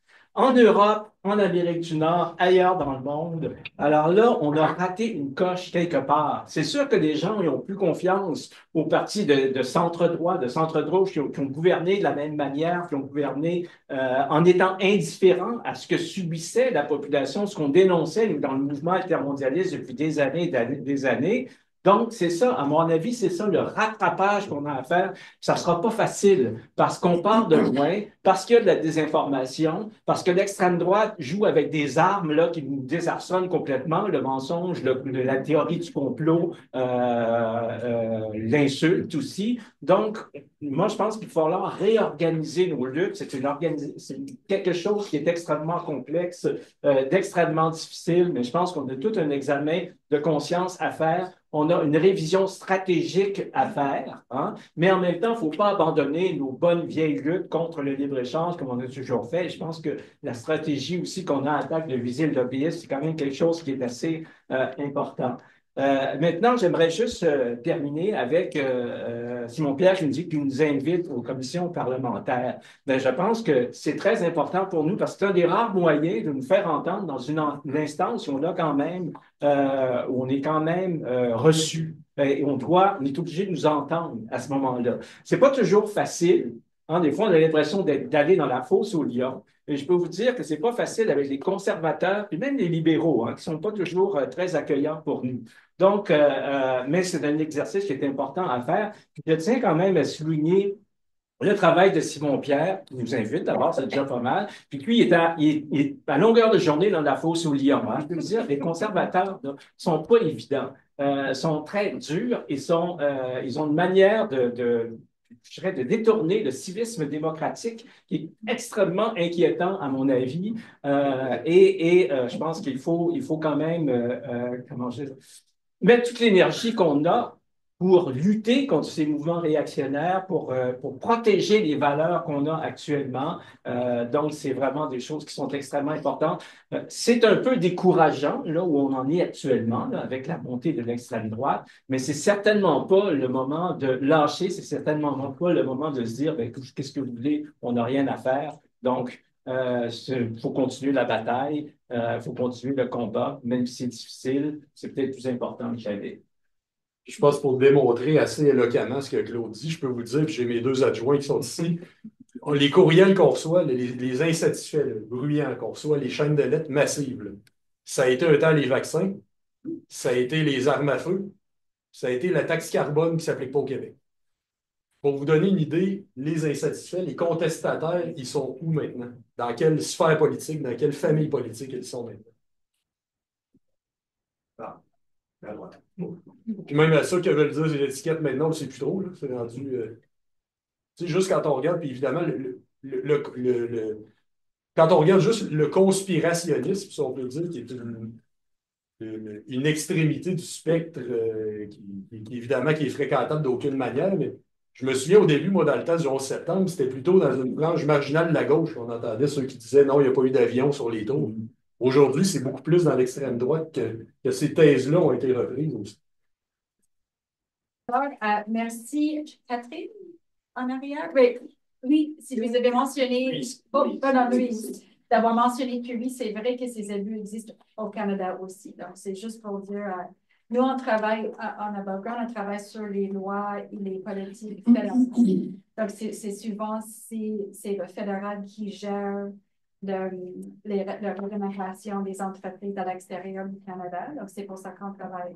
Les lois qu'on propose sont souvent vraiment axées sur les opérations à l'extérieur du Canada, mais c'est vrai, si on voit au Canada des lignes qui menacent les communautés autochtones, on a tous ces problèmes, vous avez parlé des travailleurs de l'étranger qui viennent, oui, donc, le problème existe au Canada aussi. Par rapport à l'activisme des actionnaires, ce que moi j'ai vu, c'est que c'est un peu comme les entreprises se sont rendues compte que c'est ça qu'on faisait. Donc, pendant la pandémie, on s'est constaté que les rencontres annuelles étaient virtuelles et les gens n'avaient pas le droit de parler. Les actionnaires n'avaient pas le même droit de parler. Et après la pandémie, les gens qui ont acheté une action pour pouvoir poser des questions n'avaient pas le droit de poser des questions. Souvent, c'est comme ils ont ciblé les actionnaires qui étaient là pour poser des questions problématiques pour les entreprises et eux, ils n'ont pas eu accès à poser des questions. Donc, c'est juste pour dire, moi, je trouve que ça reste une stratégie importante, mais il faut peut-être repenser un peu comment on travaille sur l'activisme des actionnaires. Une alternative à l'ombudsman, mais il y avait un moment quand on s'est dit, comme le réseau sur la reddition des comptes des entreprises, et c'est mieux, cette bureau-là, ça fait rien. Pourquoi on va continuer en débris? Comme le projet de loi dont Simon Pierre a parlé, Heather McPherson de l'NDP a déposé un projet de loi qui vise à mettre en place une vraie ombudsman, pas le bureau qu'on a actuel. Dans le contexte actuel, avec un possible gouvernement conservateur, nous, on ne va pas fermer le bureau. Ça peut être le seul recours qu'on a pour les prochaines 4 ans. Donc, on ne vise pas nécessairement à dire faire le bureau, mais si on veut vraiment un bureau qui peut réussir son mandat, il faut que le bureau, la personne a des pouvoirs et a son indépendance. Donc, on cherche maintenant à travailler avec ce qu'on a, parce qu'on est dans un contexte qui est plus difficile, ou on rentre dans un contexte qui peut être plus difficile qu'il y a 8 ans quand le gouvernement a annoncé. Donc, nous, on ne va pas qu'ils retirent une des seules options qu'on a pour l'instant. Bon, OK. D'abord, j'aimerais répondre à Raphaël. C'est vrai que les accords commerciaux, pendant 20 ans, 30 ans, on se dit que c'était bon. Puis moi, en tant qu'opposant militant aux accords commerciaux, quand on disait ça, on est contre le libre-échange, on se faisait regarder comme des extraterrestres là, qui venaient d'arriver sur Terre. C'était vraiment pas facile comment je pourrais dire, d'avoir une argumentation contre le libre-échange dans un contexte où, finalement, il n'y avait pas d'autre chose possible. Mais peu à peu, le doute s'est installé. Puis une des premières personnalités publiques qui a exprimé le doute, j'en parlais tout à l'heure, c'est Jacques Parizeau, qui a dit, écoutez, dans le fond, ces accords-là, on ne les connaît pas, on s'est fait passer des choses qu'on n'avait pas vues. Donc, et là, le doute, c'est quand même développé quand on a vu le résultat aussi, les résultats des accords de libre-échange dont je parlais tout à l'heure. Si bien qu'aujourd'hui, quand même, ils sont questionnés. Et moi, je suis allé dans une commission parlementaire au Québec. C'était sur les appels d'offres. Hein, la question, est-ce que les gouvernements ont le droit de restreindre les appels d'offres aux compagnies européennes, puis qu'est-ce que c'est que les moyens qu'on peut faire? Et là, il y avait un ministre libéral qui a exprimé avec une candeur qui m'a vraiment surpris, dit avant le libre-échange, c'est la seule affaire qu'on pouvait faire, on est tous pour ça. Puis là, maintenant, on se fait dire que c'est plus bon. Hein? Et là, il y avait là pour déconcerter le pauvre monsieur. Mais ça prouvait que même au sein du Parti libéral du Québec, cette espèce de credo du libre-échange, c'est un parti qui a bien défendu le libre-échange, c'est bien le Parti libéral du Québec. Donc, le doute aussi commence à s'installer. Et aujourd'hui, je pense que le libre-échange est questionné partout. Regardez, là, ce qui vient de passer en France. La France a voté contre le Mercosur. Hein, et la France a même voté, le Sénat français a même voté contre l'accord de Canada-Union européenne. C'est des choses là, qui étaient tout à fait impossibles il y a 20 ans. Et regardez aussi, ça va dans tous les sens possibles. Le fait que Trump dit qu'on peut faire des tarifs de 25 sur les produits canadiens, alors les Mexicains, alors qu'on a signé un accord de libre-échange, c'est quelque chose qui ne serait pas envisageable.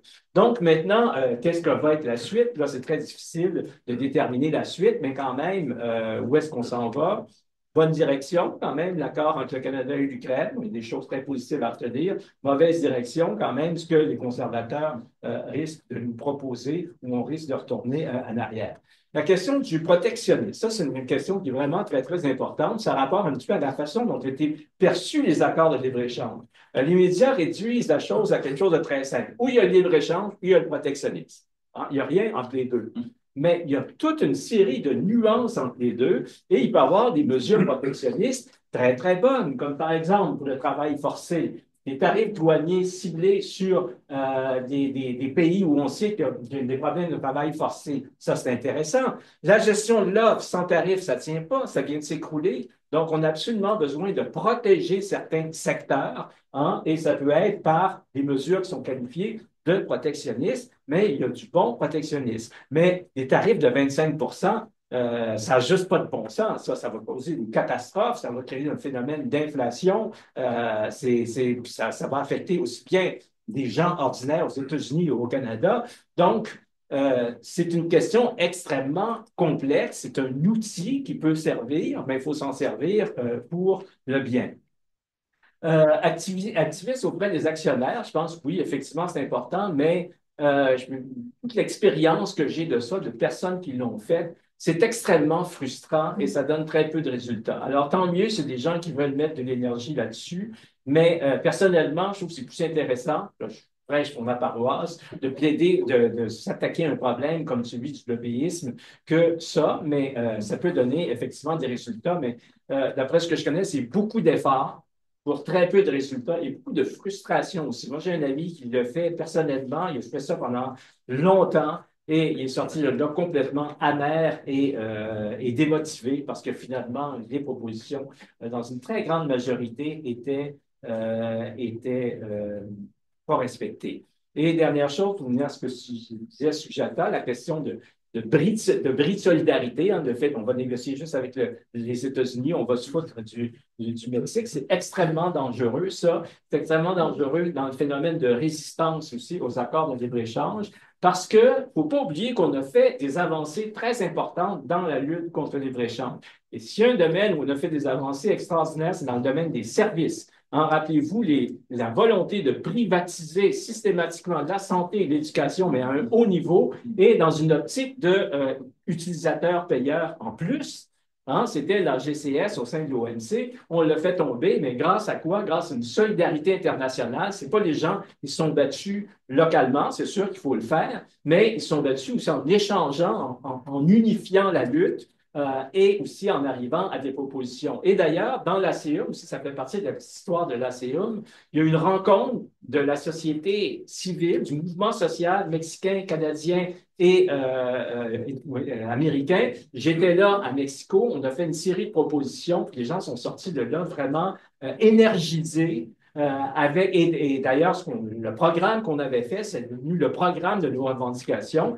Certaines se sont retrouvées dans la CUM, mais c'est mieux que zéro. Donc, ça pour dire que oui, je pense que c'est très important que les solidarités se maintiennent et cette espèce d'attitude moi d'abord, initiée par Trump, hein, les États-Unis, moi d'abord, mais ça, c'est extrêmement dangereux, je trouve, pour l'avenir. Il faut penser autrement, il faut continuer à penser en termes de solidarité le plus possible. OK, il y a beaucoup de questions. Je vais essayer. Moi-même, je relis les notes des questions. Je ne me rappelle pas de chacune d'elles dans mes mots-clés, mais on va essayer de s'en sortir autant que possible. Je vais commencer peut-être par la question de la ligne historique du mouvement indépendantiste par rapport au libre-échange.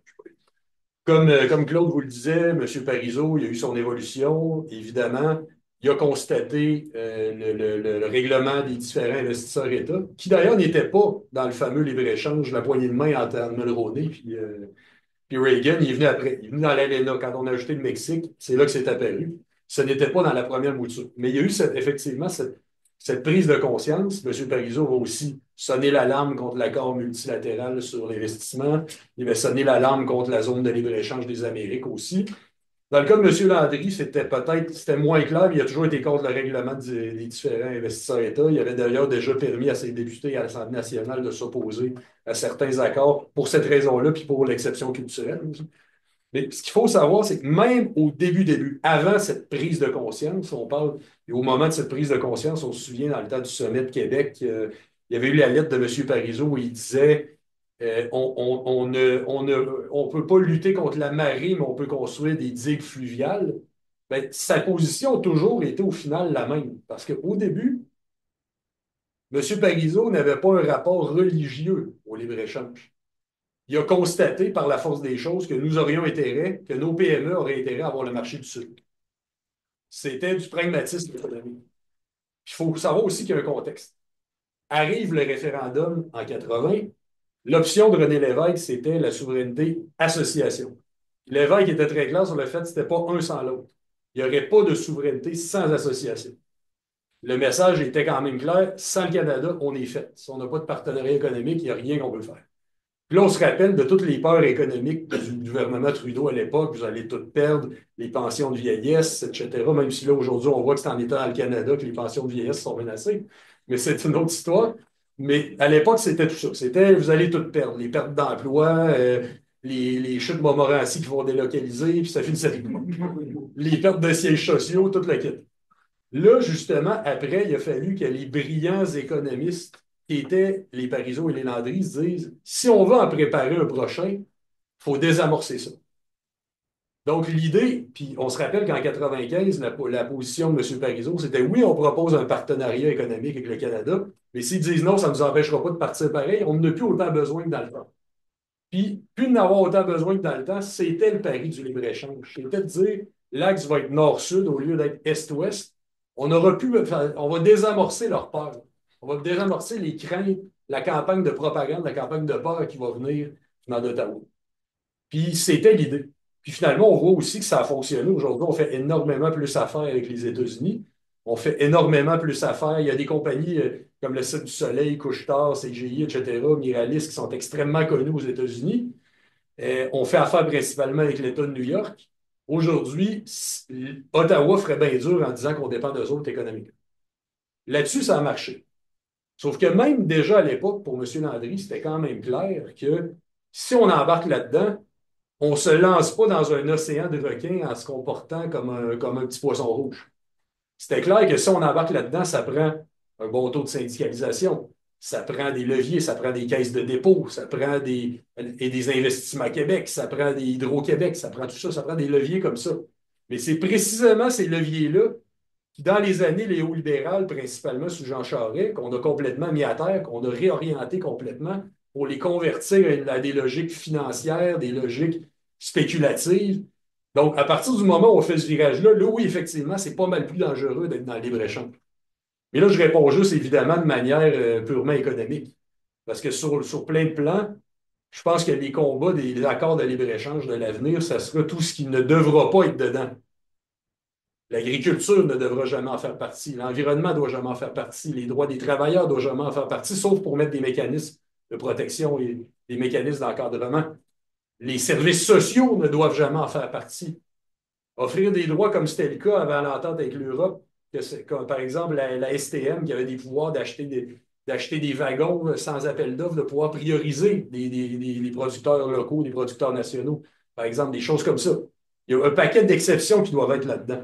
Mais il faut savoir négocier. C'est-à-dire le libre-échange quand c'est bon, puis pas de libre-échange quand c'est pas bon. Il ne faut pas être dans un absolu d'aucune façon là-dedans. Des accords commerciaux, il y en a eu dans toute l'histoire, puis il va encore en avoir. Il en faut, puis c'est sain là-dessus. Mais attention à ce qu'on met dedans. C'est pour ça, c'est comme Claude disait, c'est comme si on était d'un bord ou de l'autre, c'est comme si le noir ou le blanc, c'est pas le même que tu négocies dans la vie. Je pense pas qu'il y a un seul négociateur qui arrive à une table en disant, là, je m'en vais avec une position dogmatique, puis j'ai mes 10 commandements là, qui sont appliqués. Pas de même que ça fonctionne. Tu arrives toujours en disant, j'ai ce secteur-là qu'il faut que j'enlève de la table, puis je sais que ça va être ça mon défi. Puis sur un autre, j'ai plus intérêt à pousser mes exportateurs. Il ne faut pas avoir un rapport totalisant. Puis je pense que ça fait bien le lien avec les deux questions qu'il y a eu sur le protectionnisme, qui est que là-dessus non plus, il ne faut pas être religieux. Mais sur l'idée de retracer les lieux de production, puis peut-être en arriver, bien évidemment, dans le contrôle du travail forcé, comme les États-Unis le font, il y a une liste d'entités et de régions, déjà, en partant.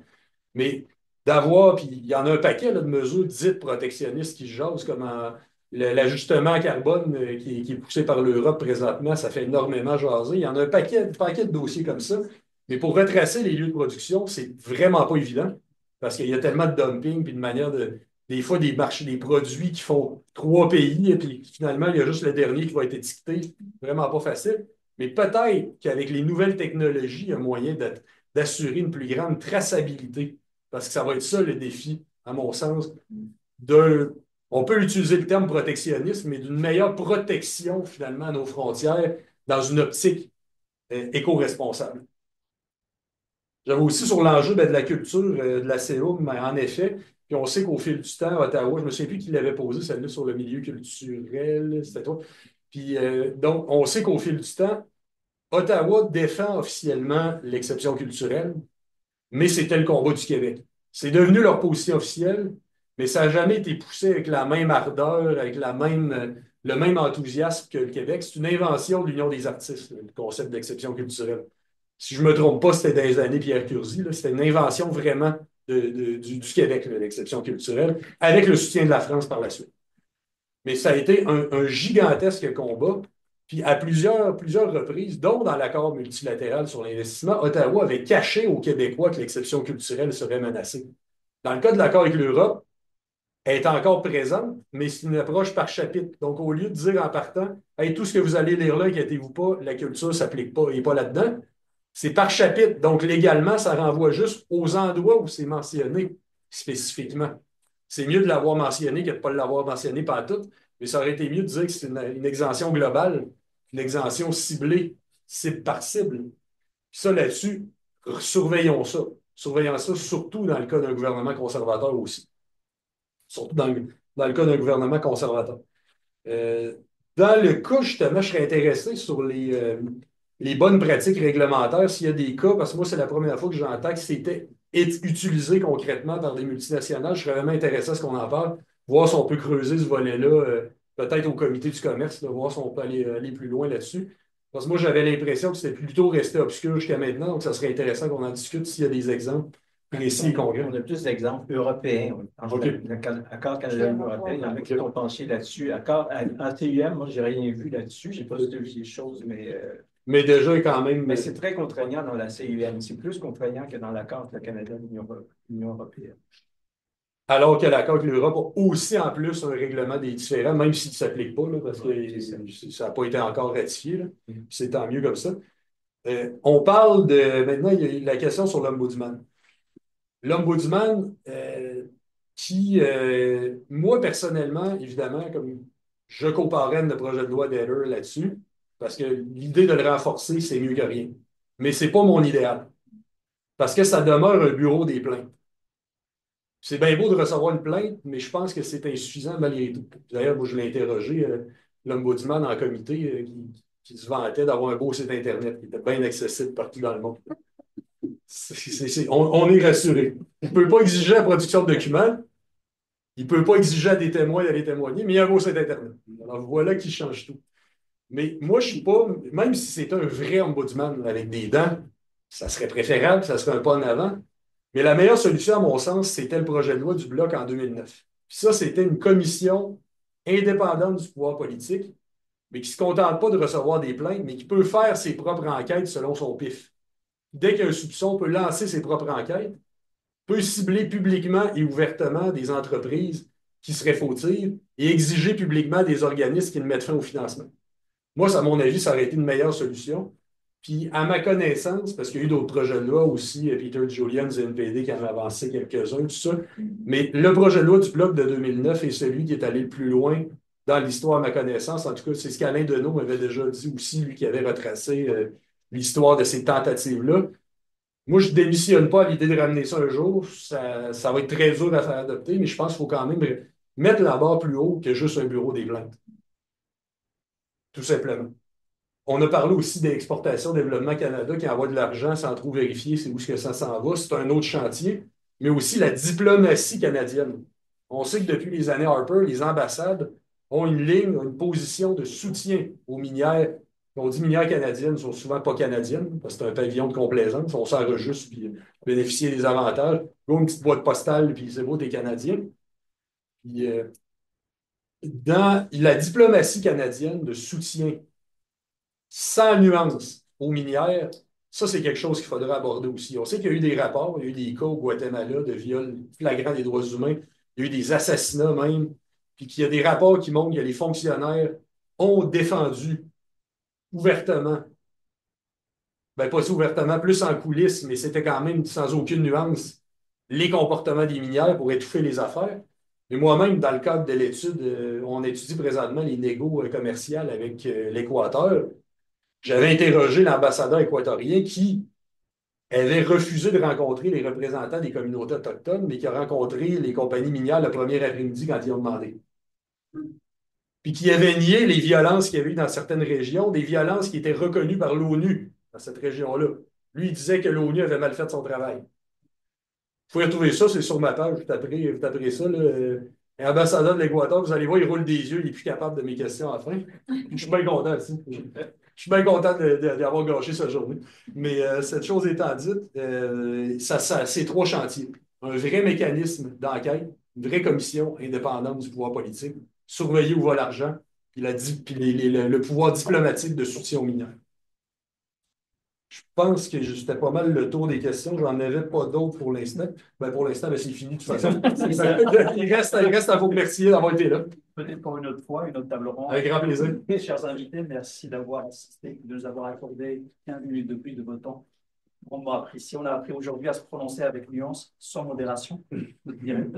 Et certainement, vous aurez d'autres rendez-vous. Merci de votre présence.